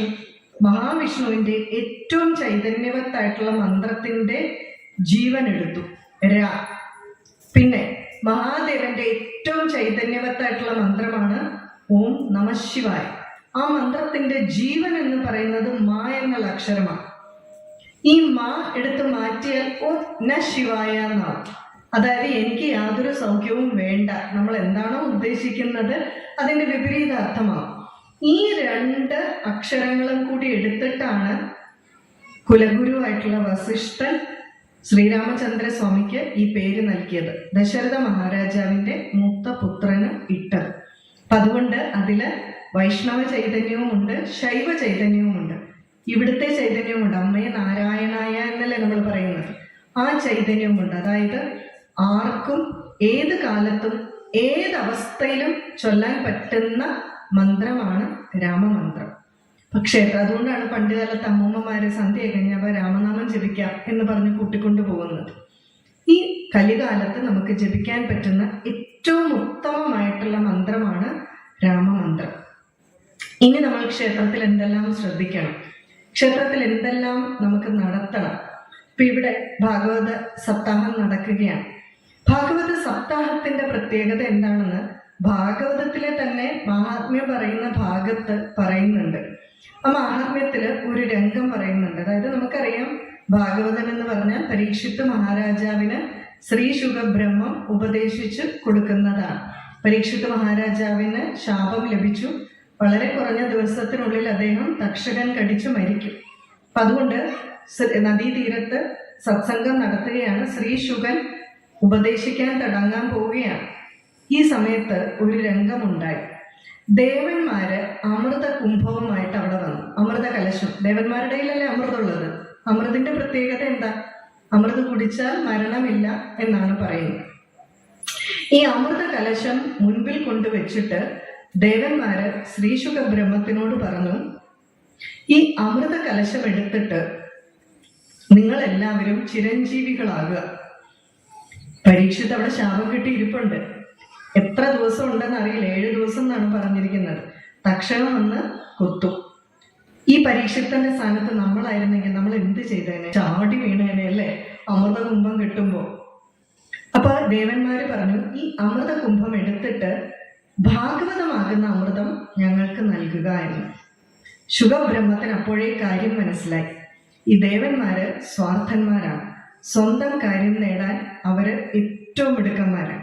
ഈ അമൃതിന് ഒരു പ്രത്യേകതയുണ്ട്. അമൃത് നമ്മൾ കഴിച്ചാലും നമ്മുടെ പുണ്യം തീരുമ്പോൾ നമുക്ക് തിരിച്ചു പോകേണ്ടി വരും. മനസ്സിലായില്ലേ? ഇപ്പൊ നമ്മൾ പുണ്യം തീർന്നാലും തീർന്നില്ലേലും നമുക്ക് മരിക്കും. പക്ഷെ അമൃത് കഴിച്ചാൽ കുറെ കാലം കൂടെ ജീവിക്കും. പക്ഷെ പുണ്യം തീർന്നാൽ നമ്മുടെ ജീവൻ പോകും. നേരെ മറിച്ച് ഭാഗവതമാകുന്ന അമൃതം സേവിച്ചാൽ പരമമായിട്ടുള്ള മുക്തി, എന്നത്തേക്കുമുള്ള മോക്ഷമാണ് ലഭിക്കുക എന്ന് ദേവന്മാർക്ക് അറിയാമായിരുന്നു. പക്ഷെ ശ്രീശുഖ ബ്രഹ്മത്തിനറിയാം ഈ ദേവന്മാർക്ക് ഇത് ലഭിക്കാൻ യോഗ്യത ഇല്ലാത്തവരാണ്. കാരണം ഇവര് സുഖലോലുപരാണ്, അപ്സരസുകളുടെയും അല്ലെ എല്ലാവരുടെയും പുറകെ നടക്കുന്നവരാണ്. ഇവർക്ക് ഇതിനുള്ള യോഗ്യതയില്ല എന്ന് വളരെ നന്നായിട്ട് അറിയാമായിരുന്നു. അതുകൊണ്ട് ഒരു തരത്തിലും ശുഖബ്രഹ്മം ഇതവർക്ക് നൽകാൻ തയ്യാറായില്ല. അതായത് ഒന്ന് ആലോചിച്ച് നോക്കിയപ്പോൾ ഇതിന്റെ മഹത്വം എത്ര മാത്രമുണ്ട്. പക്ഷേ ആ ഭാഗവതം ദേവന്മാർക്ക് പോലും ദുർലഭമായിട്ടുള്ള ഭാഗവതമാണ് നമുക്കിവിടെ ലഭിക്കുന്നത്, മനുഷ്യർക്ക്. അപ്പൊ ഇതിന്റെ പ്രാധാന്യം നമ്മളൊന്ന് ആലോചിക്കുക, എത്ര മാത്രമുണ്ട്. പക്ഷെ ഇത് സാധാരണ ഞാനൊക്കെ എനിക്ക് തോന്നി, ഞാൻ ഈ പറഞ്ഞതുപോലെ ഏറ്റുമാനൂർ അമ്പലത്തില് ഒരു 35 വർഷം അടുപ്പിച്ച് സപ്താഹം നടന്ന ക്ഷേത്രമാണ്. പക്ഷെ അവിടെയുള്ള ഒരു പ്രത്യേകത എന്താണെന്ന് വെച്ചാൽ എല്ലായിടത്തും സപ്താഹത്തിന് പൊതുവെ വരുന്നത് കുറച്ച് വയസ്സായവരാണ്, കുട്ടികൾ വളരെ കുറവായിരിക്കും. ഞങ്ങളൊക്കെ പക്ഷെ വളർന്ന സാഹചര്യം ആയതുകൊണ്ട് ചെറുപ്പത്തിലെ ഇങ്ങനെ മുന്നിൽ എന്നും സപ്താഹത്തിനിരിക്കും, മാല കെട്ടിക്കൊണ്ടിരിക്കും, ഇവിടെ ഇരിക്കുന്ന വിഗ്രഹങ്ങൾക്ക് മുഴുവൻ മാല ചേർത്തും, ഇതാണ് ജോലി. ഫുൾ ടൈം വീട്ടിലെ എല്ലാ ഫർണിച്ചറും ക്ഷേത്രത്തിലായിരിക്കും, കസേര, പീഠം എല്ലാം. അങ്ങനെ ഒരു ജീവിതമായിരുന്നു. പക്ഷേ ഇതുകൊണ്ടുള്ള പ്രയോജനം എന്താണ്? ചെറുപ്പകാലത്ത് ഇതെല്ലാം കേട്ടാൽ, വയസ്സുകാലത്ത് കേട്ടാൽ മോശമാണെന്നല്ല. എന്തുകൊണ്ടാണ് മതപാഠശാലയിൽ കുട്ടികളെ വിടണം, ഇതുപോലെയുള്ളത് ചെറിയ പ്രായത്തിൽ കേൾക്കണമെന്ന് പറയുന്നത്? പലപ്പോഴും എന്നോടൊക്കെ ചോദിച്ചിട്ടുണ്ട്. ഞാൻ ധാരാളം സപ്താഹങ്ങൾക്ക് പോവായിരുന്നു. വള്ളിയൂർ തിരുമേനിയുടെ സപ്താഹം എവിടെ ഉണ്ടെങ്കിലും ഭാഗവതമായിട്ട് പോകും. എൻ്റെ അച്ഛൻ കുറെ കാലം കഴിഞ്ഞപ്പോൾ ചോദിച്ചു, എല്ലായിടത്തെയും ഒരു സാധനം തന്നെയല്ലേ പറയുന്നത്, ഇങ്ങനെ പോകേണ്ട ആവശ്യമുണ്ടോ? ഓരോ ആചാര്യന്മാർ പറയുന്നതും ഓരോ തരത്തിലാണ്. ഇതിന്റെ പ്രത്യേകത എന്താണെന്ന് വെച്ചാൽ പലപ്പോഴും ഇന്ന് ഭാഗവതം, രാമായണമൊക്കെ കൊച്ചു കുട്ടികൾക്ക് ഉറങ്ങാനുള്ള കഥ പറഞ്ഞു കൊടുക്കാനുള്ള ഒരു ഉപാധിയായിട്ടാണ് നമ്മൾ സ്വീകരിച്ചിരിക്കുന്നത്. പ്രഹ്ലാദ ചരിതമൊക്കെ പറയും അല്ലെ, ജടായുവിന്റെ കഥ പറയും. എന്നാൽ അങ്ങനെയല്ല, ഒരു നല്ല സ്ത്രീയായിട്ട്, നല്ല പുരുഷനായിട്ട് സമൂഹത്തിൽ എങ്ങനെ ജീവിക്കണം എന്നുള്ള സന്ദേശം നൽകുന്നതാണിത്. ഒരു നല്ല കുടുംബിനിയായിട്ട് എങ്ങനെ ജീവിക്കാം, ഭർത്താവിന്റെ വീട്ടിൽ പോയാൽ ഒരു നല്ല ഭാര്യയായിട്ട് എങ്ങനെ ജീവിക്കാം, നല്ലൊരു ഭർത്താവ് എങ്ങനെയായിരിക്കണം, ഇതെല്ലാം കഴിഞ്ഞ് വയസ്സാം കാലത്ത് നമ്മൾ അറിഞ്ഞു വെച്ചാൽ നമുക്കത് ജീവിതത്തിൽ പ്രാവർത്തികമാക്കാൻ പറ്റുമോ? നമ്മുടെ കുട്ടികളെ എങ്ങനെ വളർത്തണം, ഇതെല്ലാമാണ് നമ്മുടെ ഇതിഹാസങ്ങളും പുരാണങ്ങളും തരുന്നത്. പക്ഷെ പലപ്പോഴും ഇതിഹാസങ്ങളും പുരാണങ്ങളും നമ്മുടെ കുട്ടികൾക്ക് കഥ പറഞ്ഞ് മാത്രം കൊടുക്കാനുള്ള ഉപാധിയാണ്, ജീവിതത്തിൽ പ്രാവർത്തികമാക്കാനുള്ളതല്ല. 2-3 ഉദാഹരണങ്ങൾ പറയാം. ഇതെങ്ങനെയാണ് ജീവിതത്തിൽ പ്രാവർത്തികമാക്കേണ്ടത് എന്ന്.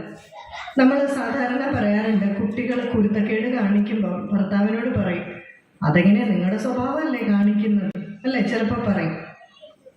നമ്മൾ പറയുന്നത് അവരുടെയും കൂടെ സ്വഭാവം ചേർന്നിട്ടാണ് കുട്ടിക്കുണ്ടായത്. അങ്ങനെയാണെങ്കിൽ ഈ ദുഷ്ടനായിട്ടുള്ള ഹിരണ്യകശിപുവിന് എങ്ങനെ ഇത്രയും സാത്വികനായ പ്രഹ്ലാദനുണ്ടായി? അതേ വിത്തല്ലേ? എങ്ങനെ ഉണ്ടായി? അതേ ബീജം. അതായത് അച്ഛൻ എത്ര ദുഷ്ടനാണെങ്കിലും, ഏത് വർഗം, കുലം, ജാതി, നിറത്തിലുള്ളതാണെങ്കിലും അമ്മ അനുഷ്ഠിക്കേണ്ട സാധന അനുഷ്ഠിച്ചാൽ കുട്ടിക്ക് മാറ്റമുണ്ടാകും. കൃത്യമായിട്ട് പറഞ്ഞു തന്നിരിക്കുകയാണ്. 10 മാസം അമ്മ ചെയ്യേണ്ടത് ചെയ്താൽ ഈ കുട്ടി പുറത്തു വന്നിട്ട്, ഇപ്പൊ നമുക്കൊരു 70 വയസ്സായിന്ന് വിചാരിക്കാം. ഇപ്പൊ നമ്മുടെ കുട്ടിക്ക് 50 വയസ്സുണ്ടെന്ന് വിചാരിക്കാം, അല്ലെങ്കിൽ 45 വയസ്സ്. നമ്മൾ ഈ 70 വയസ്സിലും 45 വയസ്സുള്ള മോളെ നിയന്ത്രിച്ചുകൊണ്ടിരിക്കും. നീ ആ പഞ്ചസാര പാത്രം എന്തിനാ അവിടെ വെച്ച്, അല്ലെ? നീ എന്തിനാ ഈ ഉടുപ്പിട്ടിരിക്കുന്നത്, അല്ലെങ്കിൽ അത് ചെയ്യരുത്, ഇത് ചെയ്യരുത്, എല്ലായിടത്തും ഇങ്ങനെ ഉപദേശിക്കലും നിയന്ത്രിക്കലുമാണ്. ഭഗവാൻ പറയുന്നു, 10 മാസം അമ്മ ചെയ്യേണ്ടത് ചെയ്താൽ കുട്ടി പുറത്തു വന്നാൽ പിന്നെ ഒരു റിമോട്ട് കൺട്രോൾ മതി, കൃത്യമായ വഴിക്കേ പോകൂ.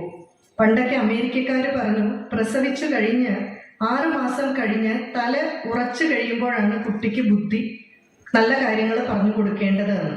പിന്നീട് അവരത് മാറ്റി അഭിമന്യു എഫക്റ്റ് എന്നാക്കി. എന്താണെന്ന് അറിയാലോ അഭിമന്യു എഫക്റ്റ്, അല്ലേ? സുഭദ്ര അർജുനനും ഒക്കെ വർത്തമാനം പറയുമ്പോൾ എപ്പം നോക്കിയാലും അർജുനൻ വന്ന് സുഭദ്രയോട് യുദ്ധവിശേഷമൊക്കെ പറയും. അപ്പൊ വയറ്റിൽ കിടക്കുന്ന കുട്ടി ഇതൊക്കെ കേൾക്കുന്നുണ്ട് എന്ന് വിചാരിച്ചിട്ടല്ല അർജുനൻ പറയുന്നത്. പക്ഷെ ഒരു ദിവസം ശ്രീകൃഷ്ണൻ വന്ന് പറഞ്ഞു, അർജുന, നീ പറയുന്നതെല്ലാം സുഭദ്രയുടെ വയറ്റിലുള്ള കുട്ടി കേൾക്കുന്നുണ്ട് എന്ന്. ഈ വലിയ വലിയ രാജാക്കന്മാര് പട്ടമഹിഷി ഗർഭിണിയായി കഴിഞ്ഞാൽ ചില പ്രത്യേക രീതികൾ അവലംബിക്കും. നിങ്ങൾ ബാഹുബലി സിനിമ കണ്ടു കാണുമല്ലോ എല്ലാവരും. അതിലൊരു പ്രത്യേകതയുണ്ട്. ആ ബാഹുബലി സിനിമയില് പറയുന്നുണ്ട്, ആ വലിയ മല കടന്നു വന്നു ശിവ, അല്ലെ? വന്നിട്ടുണ്ടെങ്കിൽ വേറെ ആർക്കും പറ്റില്ല, ആ രാജകുടുംബത്തിൽ പെട്ടവന് മാത്രമേ ഈ മല കടക്കാനുള്ള ശക്തി ഉള്ളൂ എന്ന്. എന്തുകൊണ്ടാണ് അവർക്ക് ഇത്ര ഉറപ്പ്? അതിന് കാരണം ഈ കുട്ടി വയറ്റിലിരിക്കുമ്പോൾ തന്നെ ഇപ്പൊ ഛത്രപതി ശിവജി ഇവരൊക്കെ പറയും, എൻ്റെ അമ്മയുടെ തപസ്സാണ് എന്നെ ഇങ്ങനെ ആക്കിയത് എന്ന്. അതിന് കാരണം തപസ് എന്ന് പറഞ്ഞാൽ അവിടെ എന്താണ്? ഈ പട്ടമഹിഷികൾ ഗർഭിണികളായി കഴിഞ്ഞാൽ ഈ ഗർഭിണികളെ വീരന്മാരുടെ ചരിതം പറഞ്ഞ് കേൾപ്പിക്കും. ഇതിങ്ങനെ കേട്ട് കേട്ട് റാണിയുടെ സിരകളിലും രക്തത്തിലും ബുദ്ധിയിലും എല്ലാം ഇതാണ്. ഇത് 10 മാസം ഇത് കേട്ട് കേട്ട് അത്ര തേജസ്സുള്ള കുട്ടിയാണ് ജനിക്കുന്നത്. അപ്പൊ അതുകൊണ്ട് ഗർഭിണികളായിരിക്കുമ്പോൾ പൂർണ്ണമായും ഈശ്വര കാര്യങ്ങൾ കേൾക്കുക, നല്ല പാട്ടുകൾ കേൾക്കുക. എന്തുകൊണ്ടാണ് സുജാതയുടെ മോൾ ഇതുപോലെ പാടുന്നത്, യേശുദാസിന്റെ മോൻ ഇതുപോലെ പാടുന്നത്? ആ കുട്ടി ഗർഭത്തിലിരിക്കുമ്പോൾ ഏത് സംസ്കാരമാണോ ആ കുട്ടിക്ക് ഏറ്റവും കൂടുതൽ കിട്ടിയത് അതുപോലെയാകും. വളരെ സിമ്പിൾ ലോജിക്കാണ്, മനസ്സിലാക്കാൻ ഒരു ബുദ്ധിമുട്ടുമില്ല. അതുകൊണ്ടാണ് ഗർഭിണിയായിരിക്കുമ്പോൾ വളരെ എരിവുള്ള ഭക്ഷണം കഴിക്കരുത്, വളരെ ഉച്ചത്തിലുള്ള ശബ്ദം കേൾക്കരുത്, എല്ലായ്പ്പോഴും TV കണ്ടുകൊണ്ടിരിക്കരുത്. പക്ഷെ ഇന്ന് നവോത്ഥാനം വന്ന് എല്ലാം അന്ധവിശ്വാസമാണെന്നാണ് പറയപ്പെടുന്നത്. ആ കുട്ടി ഏത് രീതിയിൽ വളരണം? നല്ല കച്ചേരികളൊക്കെ കേൾക്കുക. ഇത് ആധുനിക കാലത്ത് ഇതിനെപ്പറ്റി പഠനം നടത്തിയിട്ടുണ്ട്. നമുക്ക് മോഡേൺ സയൻസും സയന്റിസ്റ്റുകളും പറഞ്ഞാലേ വിശ്വാസമാവുള്ളൂ. അതായത് സ്റ്റീഫൻ കാർ ലിയോൺ എന്ന് പറയുന്ന ഒരു ശാസ്ത്രജ്ഞൻ, ഒരു ഡോക്ടർ ഇസ്രായേലില് ഒരിക്കൽ ഒരു ഇന്റേൺഷിപ്പിനായിട്ട് വന്നു. അപ്പൊ അദ്ദേഹം നോക്കിയപ്പോൾ ഈ ജൂതന്മാരെല്ലാം അസാമാന്യ ബുദ്ധിശാലികളാണ്. സ്റ്റാർബക്സ്, കൊക്കക്കോള ഇതുപോലുള്ള ഹോളിവുഡ് ഫിലിംസ് ഒക്കെ നിർമ്മിക്കുന്നത് ഇതെല്ലാം ജൂതന്മാരാണ്. അപ്പൊ എന്തുകൊണ്ടാണ് ഇവർക്ക് ഇത്രമാത്രം ബുദ്ധി? ഇദ്ദേഹം ഒരു പഠനം നടത്താൻ തീരുമാനിച്ചു. അപ്പൊ ഒരു കുട്ടികൾക്ക് എത്ര ബുദ്ധിയുണ്ടെന്ന് നോക്കണമെങ്കിൽ ആദ്യം ഗർഭിണികളെ തൊട്ട് പഠിക്കണം. ഇപ്പൊ ഗർഭിണികളെ തൊട്ട് പഠിച്ചപ്പോൾ ഒരു കാര്യം മനസ്സിലാക്കി, സ്ത്രീകൾ ഗർഭിണികളായി കഴിഞ്ഞാൽ അവിടെയുള്ളവർ 2 കാര്യങ്ങൾ ചെയ്യും. 1 പാട്ട് പാടും അല്ലെങ്കിൽ പിയാനോ വായിക്കും. 2 മാത്തമാറ്റിക്സിന്റെ പ്രോബ്ലംസ് സോൾവ് ചെയ്യും. ഇവരുടെ എപ്പോഴും മാത്തമാറ്റിക്സിന്റെ ബുക്ക് കാണും. എന്നിട്ട് ഇവര് എന്ത് ചെയ്യും? ഇവർ തന്നെ അങ്ങനെയാണ് ഉണ്ടായത്, ഇതിന്റെ അടുത്ത ലെവലിലുള്ള മാത്തമാറ്റിക്സ് പ്രോബ്ലം എന്നിട്ട് ഇദ്ദേഹമൊക്കെ ചെല്ലുമ്പോൾ പറയും ഇതെങ്ങനെയാണ് സോൾവ് ചെയ്യുന്നത്. പിന്നെ പിയാനോ വായിക്കും, പാട്ട് കേൾക്കും. പിന്നെ കുറെ ഈ ഭക്ഷണക്രമങ്ങളുണ്ട് അവർക്ക്, അത് മുഴുവൻ നമുക്ക് പറയാൻ സമയമില്ല. അപ്പൊ അവരോട് ചോദിച്ചു എന്തിനാണെന്ന് ചോദിച്ചപ്പോൾ എൻ്റെ വയറ്റിലുള്ള കുട്ടി ബുദ്ധിശാലിയാകാൻ വേണ്ടിയിട്ടാണ്. പക്ഷെ ഇത് മോഡേൺ സയൻസ് പറഞ്ഞാലേ വിശ്വാസമുള്ളൂ. നമ്മുടെ പ്രഹ്ലാദൻ എവിടെ ഉണ്ട്? പക്ഷെ പ്രഹ്ലാദ ചരിത്രം നമുക്ക് നമ്മുടെ കുഞ്ഞുങ്ങളെ ഉറക്കാൻ മാത്രമുള്ളതാണ്. വാൽമീകി രാമായണത്തില് വാൽമീകി മഹർഷി വളരെ കൃത്യമായിട്ടൊരു കാര്യം പറയുന്നുണ്ട്. എന്തുകൊണ്ട് സീതാദേവിയെ തട്ടിക്കൊണ്ടുപോകാൻ രാവണന് സാധിച്ചു? രാവണൻ ഏത് വേഷത്തിലാണ് വന്നത്? സന്യാസിയുടെ വേഷത്തിൽ. ഏത് അധർമ്മവും ആദ്യം നമ്മുടെ മുന്നിൽ വരിക ധർമ്മത്തിന്റെ രൂപത്തിലാണ്, അല്ലെ? സന്യാസിയുടെ രൂപത്തിൽ വരും. മദ്യമാണെങ്കിലും അതിന്റെ ആ സ്വാദിലൂടെ നമ്മളിലേക്ക് വരും. എല്ലാം ഇങ്ങനെയാ. കള്ളത്തിന് ശൂർപ്പണഖ എങ്ങനെയാ വന്നത്? സുന്ദരിയായിട്ടാണ് വന്നത്, അല്ലെ? എല്ലാം ഇങ്ങനെ വരും ആദ്യം നമ്മുടെ മുന്നിലേക്ക്. അപ്പൊ ആ മുന്നിൽ വന്ന് നല്ല വർത്തമാനമൊക്കെ പറഞ്ഞപ്പോ സീതാദേവി വിശ്വസിച്ചു. അതുകൊണ്ട് വാൽമീകി മഹർഷി പറയുകയാണ്, എങ്ങനെയുള്ള പുരുഷന്മാരെ വിശ്വസിക്കണം. ഇത് നമ്മൾ ഏറ്റവും വയസ്സാം കാലത്താണ് പഠിക്കുന്നതെങ്കിലോ ഇത് ഏത് കാലത്ത് പഠിക്കണം? പെൺകുട്ടികൾ ചെറുപ്പകാലത്ത് പഠിക്കേണ്ടതാണ്. രാമായണം എന്ന് പറഞ്ഞാൽ പ്രാക്ടിക്കൽ നോളജാണ്, നമ്മുടെ ജീവിതത്തിൽ അപ്ലൈ ചെയ്യാനുള്ളതാണ്. ഇതിഹാസങ്ങളാണ്, നടന്നതാണ്, ഹിസ്റ്ററിയാണ്, ചരിത്ര സംഭവമാണ്, അല്ലാതെ ഭാവനയുടെ സൃഷ്ടിയല്ല. അതിൽ പറയുകയാണ്, ന വേഷം വിശ്വസേൽ പ്രജ്ഞോ വേഷോ ദോഷായ കൽപ്പതേ രാവണോ വടുരൂപേണ ജഹാര ജനകാത്മജാം. ന വേഷം വിശ്വസേൽ പ്രാജ്ഞോ. വാൽമീകി മഹർഷി പറയുകയാണ് എങ്ങനെയുള്ള പുരുഷനെ വിശ്വസിക്കണം എന്ന്. നമ്മൾ ഫേസ്ബുക്കിൽ കൂടെയും വാട്സപ്പിൽ കൂടിയും ഒക്കെ ധാരാളം പരിചയപ്പെട്ട് പെട്ടെന്ന് കല്യാണം കഴിക്കും, അല്ലെങ്കിൽ പ്രേമത്തിന്റെ വക്കിലെത്തും. ആ സമയത്ത് പുരുഷന് വേറെ പെൺകുട്ടിയോട് പ്രേമം തോന്നും, ഈ പെൺകുട്ടിയെ കൊല്ലും. ഇങ്ങനെയൊക്കെ ധാരാളം നടക്കുന്നുണ്ടല്ലേ? ഒരു സൈനികന്റെ കഥ എങ്ങനെ വന്നതാണ്. അപ്പോ എങ്ങനെയുള്ള പുരുഷനെ വിശ്വസിക്കണം?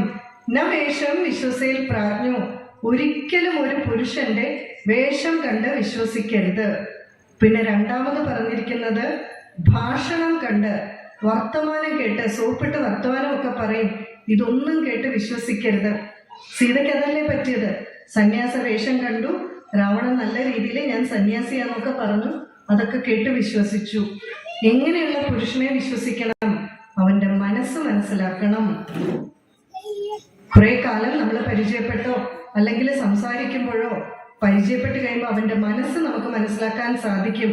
കോളേജിലൊക്കെ പഠിക്കുമ്പോൾ പരിചയപ്പെടുമ്പോൾ കുറെ കാലം മിണ്ടിയൊക്കെ കഴിയുമ്പോൾ മനസ്സ് മനസ്സിലാക്കാൻ സാധിക്കും. അപ്പോ പുരുഷന്റെ മനസ്സ് മനസ്സിലാക്കണം. അങ്ങനെയുള്ള പുരുഷന്മാരെ വിശ്വസിക്കാവൂ. ഇതുപോലുള്ള പഠനങ്ങൾ നമ്മുടെ മതപാഠശാലയിലേക്ക് കിട്ടും. കാരണം ഇന്നത്തെ നമ്മുടെ വിദ്യാഭ്യാസം ഇംഗ്ലീഷ് വിദ്യാഭ്യാസമാണ്, ജോലി കിട്ടാൻ മാത്രമുള്ള വിദ്യാഭ്യാസമാണ്, അല്ലേ? നമ്മുടെ ജീവിതത്തിൽ ഒരു പ്രശ്നം വന്നാൽ നമ്മുടെ വിദ്യാഭ്യാസം നമ്മളെ താങ്ങില്ല. ഞാൻ എൻ്റെ അച്ഛൻ സ്റ്റാറ്റിസ്റ്റിക്സ് പ്രൊഫസറാണ്.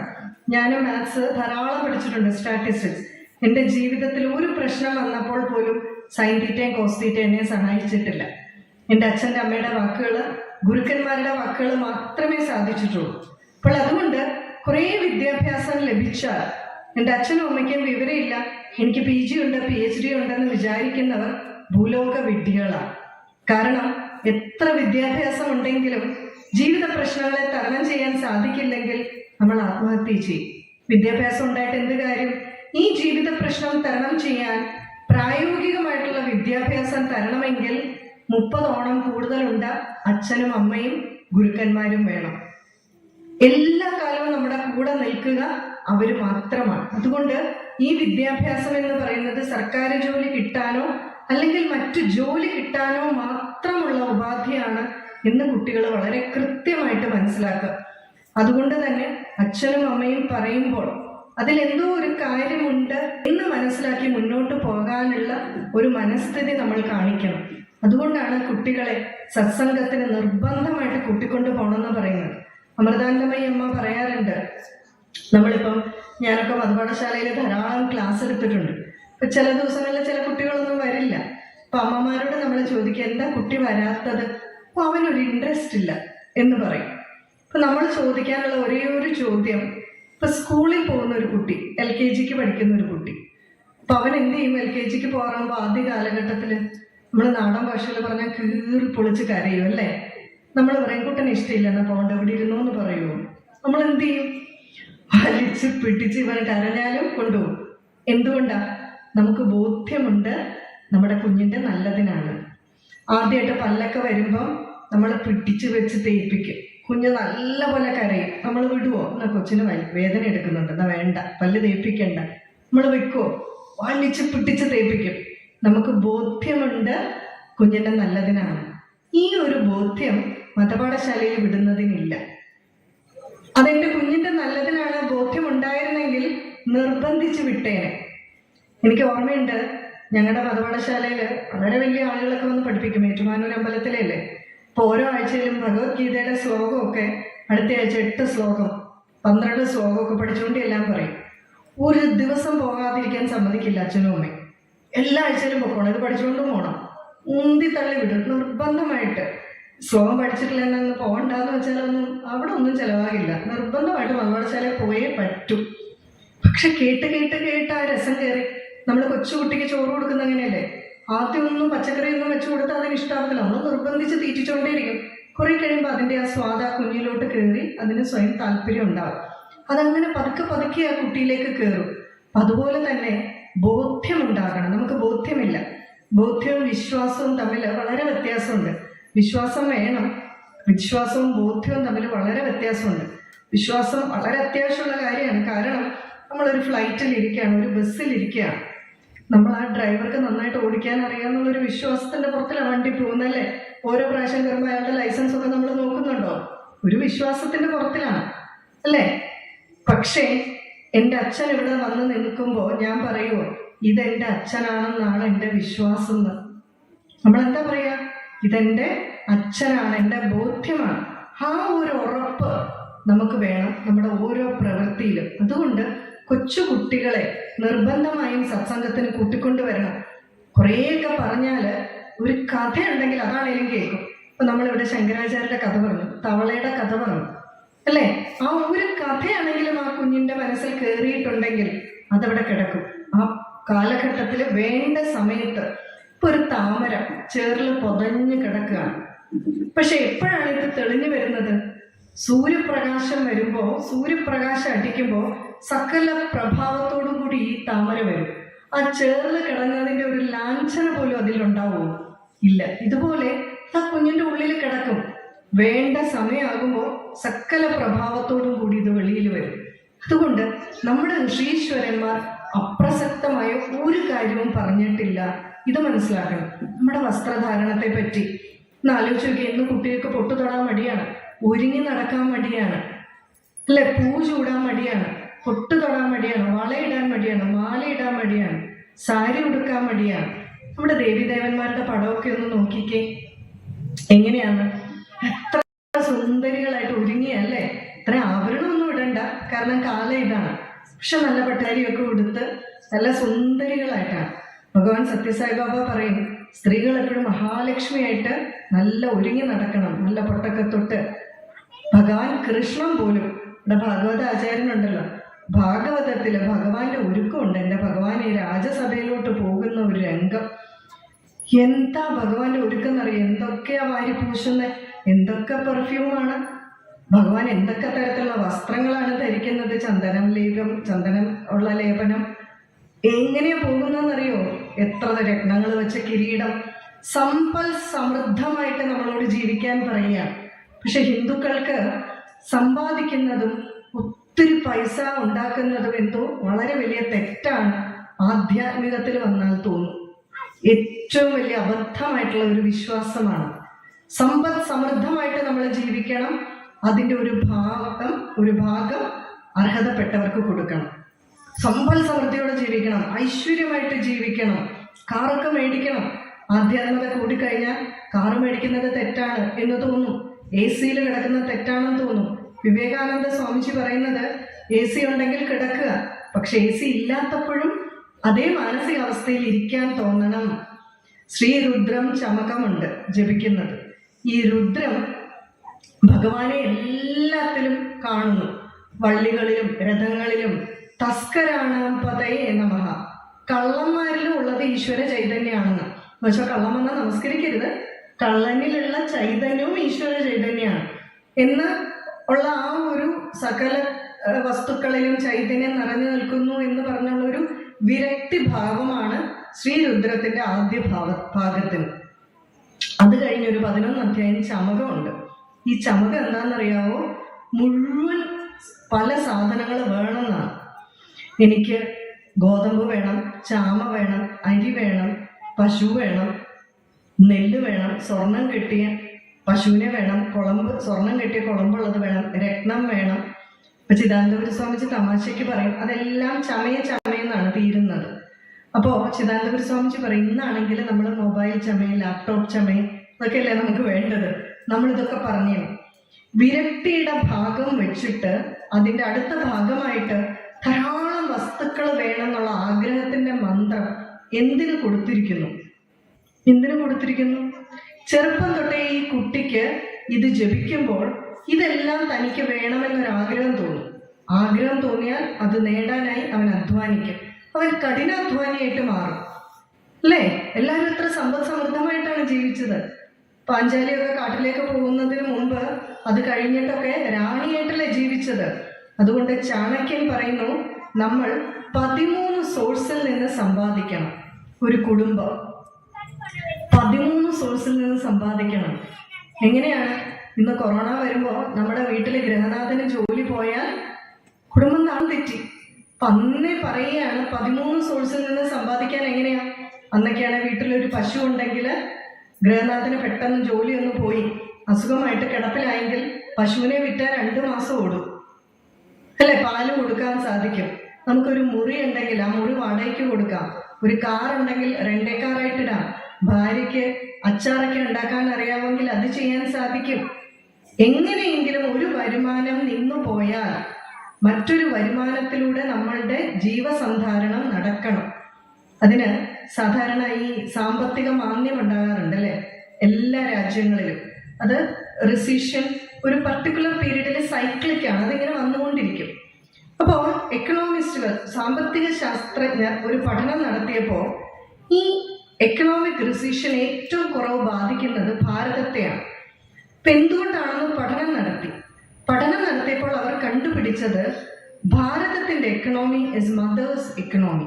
അമ്മമാരാണ് ഭാരതത്തിന്റെ സമ്പദ് വ്യവസ്ഥ നിയന്ത്രിക്കുന്നത്. അതെങ്ങനെയാണ്? ഭർത്താവിന് ജോലി പോകുമോ, എക്കണോമിക് റിസഷൻ വരുമ്പോൾ സാലറി കുറയുകയോ ചെയ്യുമ്പോൾ സ്ത്രീകൾ ആരും അറിയാതെ സൂക്ഷിച്ചു വെച്ചിരിക്കുന്ന ഒരു സമ്പാദ്യം കാണും. അത് ചിട്ടിയായിട്ടോ അരിപ്പെട്ടിയിൽ കുറച്ച് പൈസ വെച്ചിട്ടുണ്ടായിരിക്കും, സ്വർണമായിട്ടോ ആരും അറിയാതെ. നമ്മൾ നാടൻ ഭാഷയിൽ പറഞ്ഞാൽ ഇതൊന്നും അവർക്കെടുത്ത് പുട്ടടിക്കാനല്ല. അവരെന്തിനു വേണ്ടിയിട്ടാണ് സ്ത്രീകൾ ആരും അറിയാതെ, ഭർത്താവ് പോലും അറിയാതെ എപ്പോഴും അവരുടെ കയ്യിൽ ഒരു പിടി പൈസ കാണും. എന്തിനു വേണ്ടിയിട്ടാണ്? കണ്ടീജൻസി ഫണ്ട്, എമർജൻസി ഫണ്ട്, കുടുംബത്തിൽ എന്തെങ്കിലും അത്യാവശ്യം വന്നാൽ എടുത്ത് ഉപയോഗിക്കാൻ. അപ്പൊ എപ്പോഴൊക്കെ എക്കണോമിക് റിസഷൻ വന്നാലും സ്ത്രീകൾ ഭാരതത്തിന്റെ കുടുംബത്തിനെ കുറെ കാലത്തേക്ക് പിടിച്ചു നിർത്തും. അപ്പത്തേക്കും പ്രശ്നങ്ങളൊക്കെ മാറി ഭർത്താവിന് വേറെ ജോലി കിട്ടും, അന്വേഷിക്കും, ഇങ്ങനെ.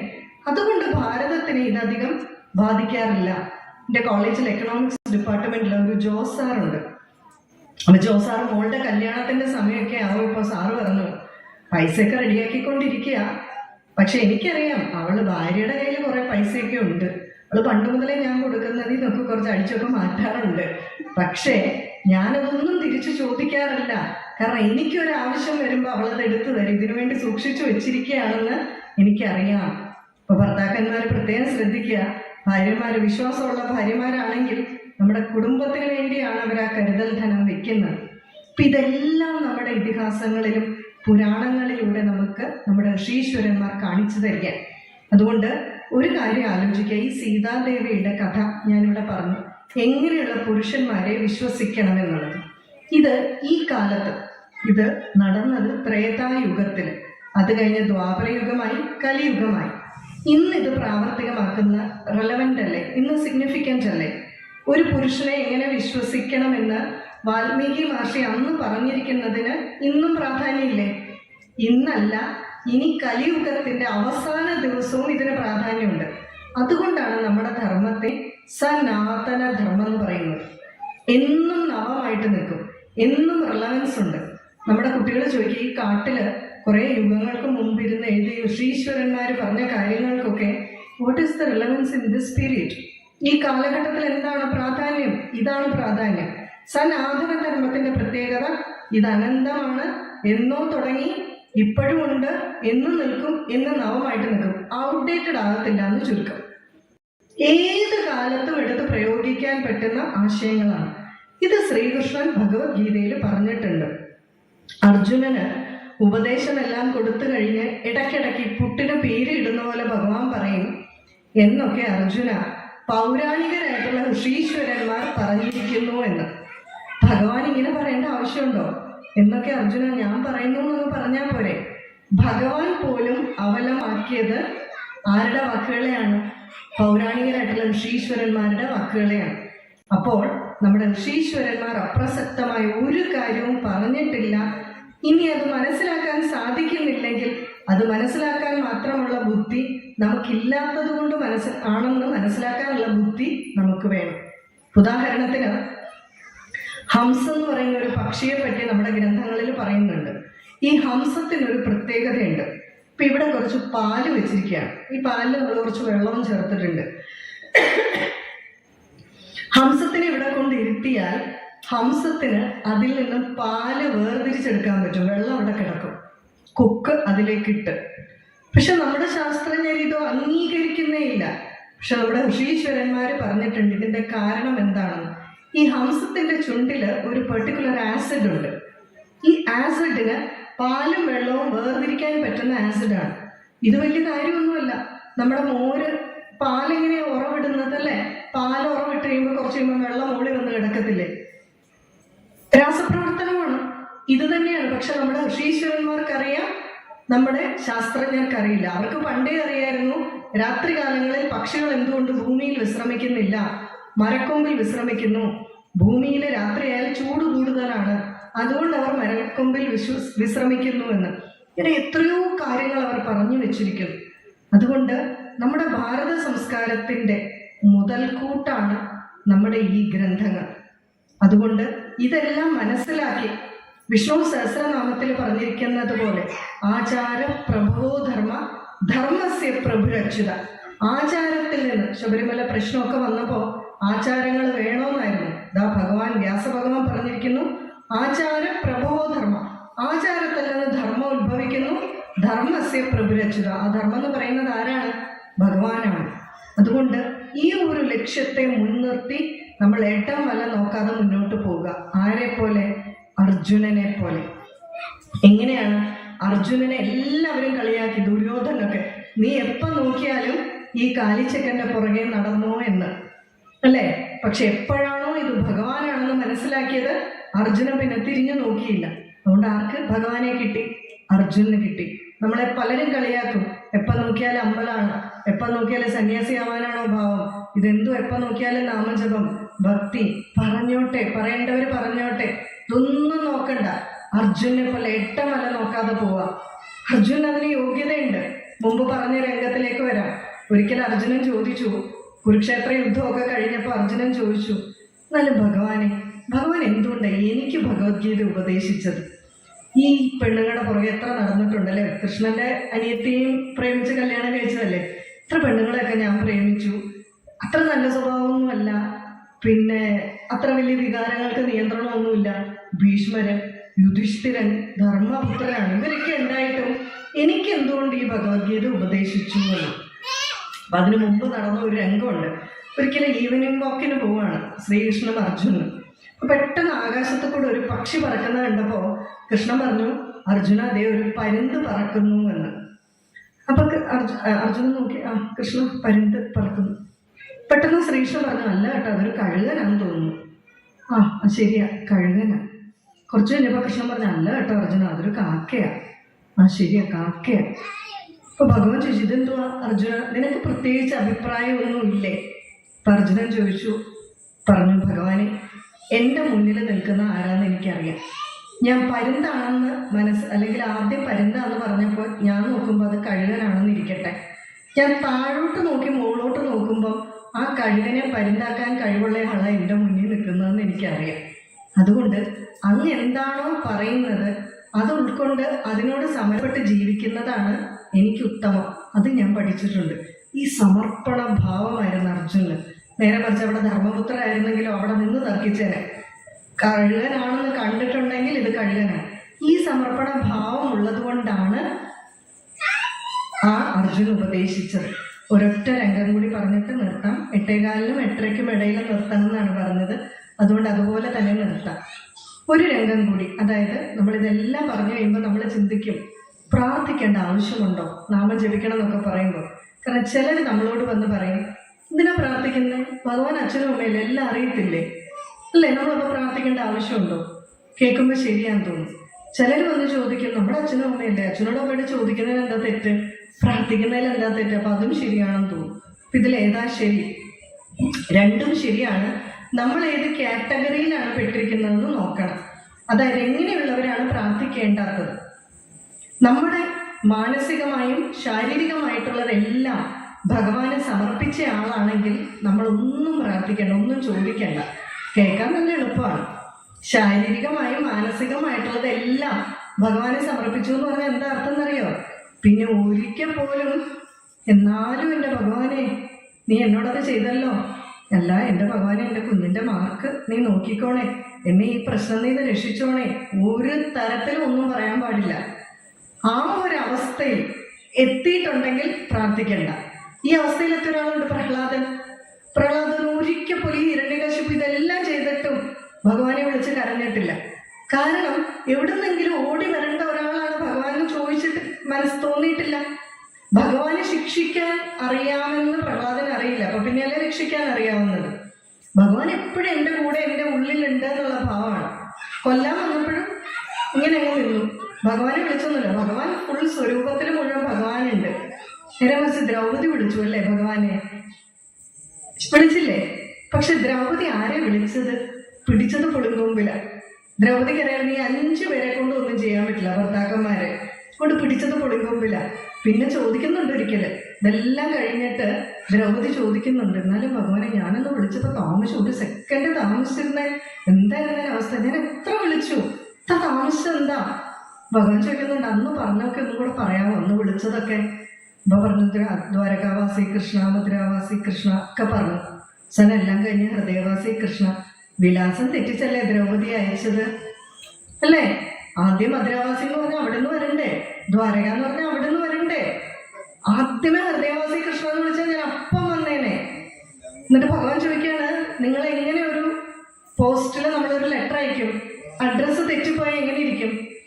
അതിങ്ങനെ കിടന്ന് കറങ്ങും അല്ലേ? പലയിടത്ത് കിടന്ന് കറങ്ങിയിട്ട് ചിലപ്പോൾ അയച്ചയാളുടെ തന്നെ വരും, അല്ലെങ്കിൽ അവസാനം കുറേ കറങ്ങിയിട്ടായിരിക്കും ഉടമസ്ഥരുടെ അടുക്കൽ എത്തുക. വിലാസം തെറ്റിച്ച് അയക്കരുത്. അതുകൊണ്ട് ഭഗവാൻ പറഞ്ഞു, നമ്മൾ പ്രാർത്ഥിക്കുന്നത് വളരെയധികം പ്രാർത്ഥിക്കണം. ഞാനതുകൊണ്ട് എപ്പോഴും ഇങ്ങനെ ചിന്തിച്ചുകൊണ്ടേയിരിക്കും എങ്ങനെ പ്രാർത്ഥിക്കണം. ഇപ്പം എവിടെയെങ്കിലും യാത്രയൊക്കെ പോവാണേ, ഭഗവാനെ യാത്ര പോവുക അനുഗ്രഹിക്കണം എന്ന് ഞാൻ പറയില്ല. ഭഗവാനെ നീ ആദ്യം ഇറങ്ങിക്കോ, ദയ കൂടെ ഞാനുണ്ട്. കാരണം ഭഗവാനെ ഇവിടെ ഇരുത്തിയിട്ട് നമ്മൾ യാത്ര പോയാൽ എങ്ങനെ ഇരിക്കും? അല്ലെങ്കിൽ ഭഗവാനെ എൻ്റെ ജീവിതയാത്രയിൽ എന്നെ അനുഗ്രഹിക്കണമെന്ന് പറഞ്ഞാൽ നമ്മുടെ യാത്ര നമ്മൾ പോകുന്ന വഴി ശരിയാണെന്ന് എന്നെ ഉറപ്പ്. അപ്പൊ ഭഗവാനോട് പറയും, ഭഗവാനെ നീ എൻ്റെ കൈ പിടിച്ച് കൊണ്ടുപോകണേ. ഭഗവാൻ എപ്പോഴും കൃത്യമായ പാതയിലേ പോകും. നല്ല കുട്ടിയായിട്ട് എന്നെ ഇരുത്തണേ എന്ന് പറഞ്ഞാൽ എന്തായിരിക്കും അർത്ഥം? നമ്മുടെ മനസ്സിൽ നല്ല കുട്ടിയെ പറ്റി ഒരു സങ്കല്പമുണ്ട്, അതിനനുസരിച്ച് ഇരുത്തണം. അത് ശരിയാണെന്ന് എന്താ ഉറപ്പ്? ഭഗവാനെ നിന്റെ സങ്കല്പത്തിൽ ഒരു നല്ല കുട്ടി എങ്ങനെയാണോ അതുപോലെ എന്നെ ആക്കി മാറ്റണേ. വളരെ സൂക്ഷിക്കണം ഭഗവാനോട് പ്രാർത്ഥിക്കുമ്പോൾ. കാരണം എന്താ, പണ്ട് കുംഭകർണൻ ചോദിച്ച പോലെ എന്ത് ചോദിച്ചാലും തഥാസ്തു എന്ന് പറയും. സ്പെല്ലിങ് തെറ്റിപ്പോയാൽ തീർന്നു അല്ലേ? ഇന്ദ്രനെ കൊല്ലണം എന്ന് പറഞ്ഞാൽ നിദ്രാവത്വമല്ലേ ചോദിച്ചു, ഉറങ്ങിപ്പോയി. ഭഗവാനോട് ചോദിക്കുമ്പോൾ വളരെ സൂക്ഷിച്ച് ബുദ്ധിപൂർവ്വം ചോദിച്ചാൽ ഭഗവാൻ അതുപോലെ എന്നും നമ്മളുടെ കൂടെ ഉണ്ടായിരിക്കും. അതുകൊണ്ട് ഇന്നും ഈശ്വര വിശ്വാസത്തോടു കൂടി ധർമ്മമാർഗത്തിൽ വേറൊന്നും ചിന്തിക്കാതെ ഉറച്ചു മുന്നോട്ട് പോകാൻ ഭഗവാൻ നമ്മളെ എല്ലാവരെയും അനുഗ്രഹിക്കട്ടെ എന്ന് പ്രാർത്ഥിച്ചുകൊണ്ട് പറഞ്ഞ എല്ലാ വാക്കുകളും ഭഗവാന്റെ പാതാരബിന്ദങ്ങളിൽ സമർപ്പിക്കുന്നു. ഇത്രയും നേരം എല്ലാവരും വളരെ ക്ഷമയോടുകൂടി കേട്ടു. ഞാനും എൻ്റെ വീട്ടിലെ കാര്യം, കുട്ടികളെ പറ്റി ഒന്നും ചിന്തിച്ചില്ല, ഭഗവത് കാര്യങ്ങൾ മാത്രമാണ് ചിന്തിച്ചത്. അതിന് കാരണക്കാരായത് നിങ്ങൾ ശ്രോതാക്കളാണ്. അതോടൊപ്പം ഒരു പ്രാവശ്യം കൂടി ഇതുപോലൊരവസരം ഉണ്ടാക്കി തന്ന ശ്രീകാന്തിനും എല്ലാ ഭാരവാഹികൾക്കും നന്ദി പറഞ്ഞുകൊണ്ട് നിർത്തുന്നു. നമസ്കാരം. ദേവി ശരണം. എല്ലാ നല്ല കാര്യങ്ങൾക്കും ഒരു അവസാനം ഉണ്ടാകും എന്ന് പറയാറുണ്ട്. എന്ന് പറഞ്ഞതുപോലെ ടീച്ചറുടെ ഈ പ്രഭാഷണം അല്പസമയം കൂടി തുടർന്നിരുന്നുവെങ്കിൽ എന്ന് ആഗ്രഹിക്കാത്തവരാരും ഈ കൂടി ഉണ്ടാവില്ല. പതിറ്റാണ്ടുകളായി ക്ഷേത്ര ദർശനം നടത്തുന്നവരാണ് ഇവിടെ എത്തിയിട്ടുള്ളവർ പലരും, മിക്കവാറും ആൾക്കാരെ.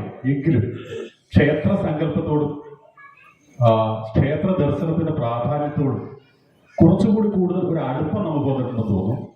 ഒരുപാട് വർഷങ്ങൾക്ക് ശേഷമാണ് ഒരു വനിതാ പ്രതിനിധി ഇവിടെ വന്ന് നമ്മളോട് സംവദിക്കുന്നത്. ഇവിടെ ഏറിയ സ്ത്രീകളാണ് ഈ പരിപാടിയിൽ പങ്കെടുക്കുന്നത്. അതിന് നിങ്ങൾക്ക് എന്തെങ്കിലും തരത്തിലുള്ള വ്യത്യാസം ഉണ്ടായിട്ടുണ്ടെങ്കിൽ ഈ പരിപാടി സാർത്ഥകമായി. നമ്മൾക്ക് ടീച്ചറുള്ള ആദരവ് നമുക്ക് നേടിയിട്ട് നിന്ന് തൊഴുകൈകളോടെ ഇത്ര യാത്രയാക്കാം. ഇതിദാനം വിളങ്കാവ് ദേവസ്വത്തിന്റെ പേരിലും ഇവിടെ എത്തിച്ചേർന്നുള്ള ഓരോ ഭക്തജനങ്ങളുടെ പേരിലും സരിത ടീച്ചറോടുള്ള നന്ദിയും കൃതജ്ഞതയും ആദരവും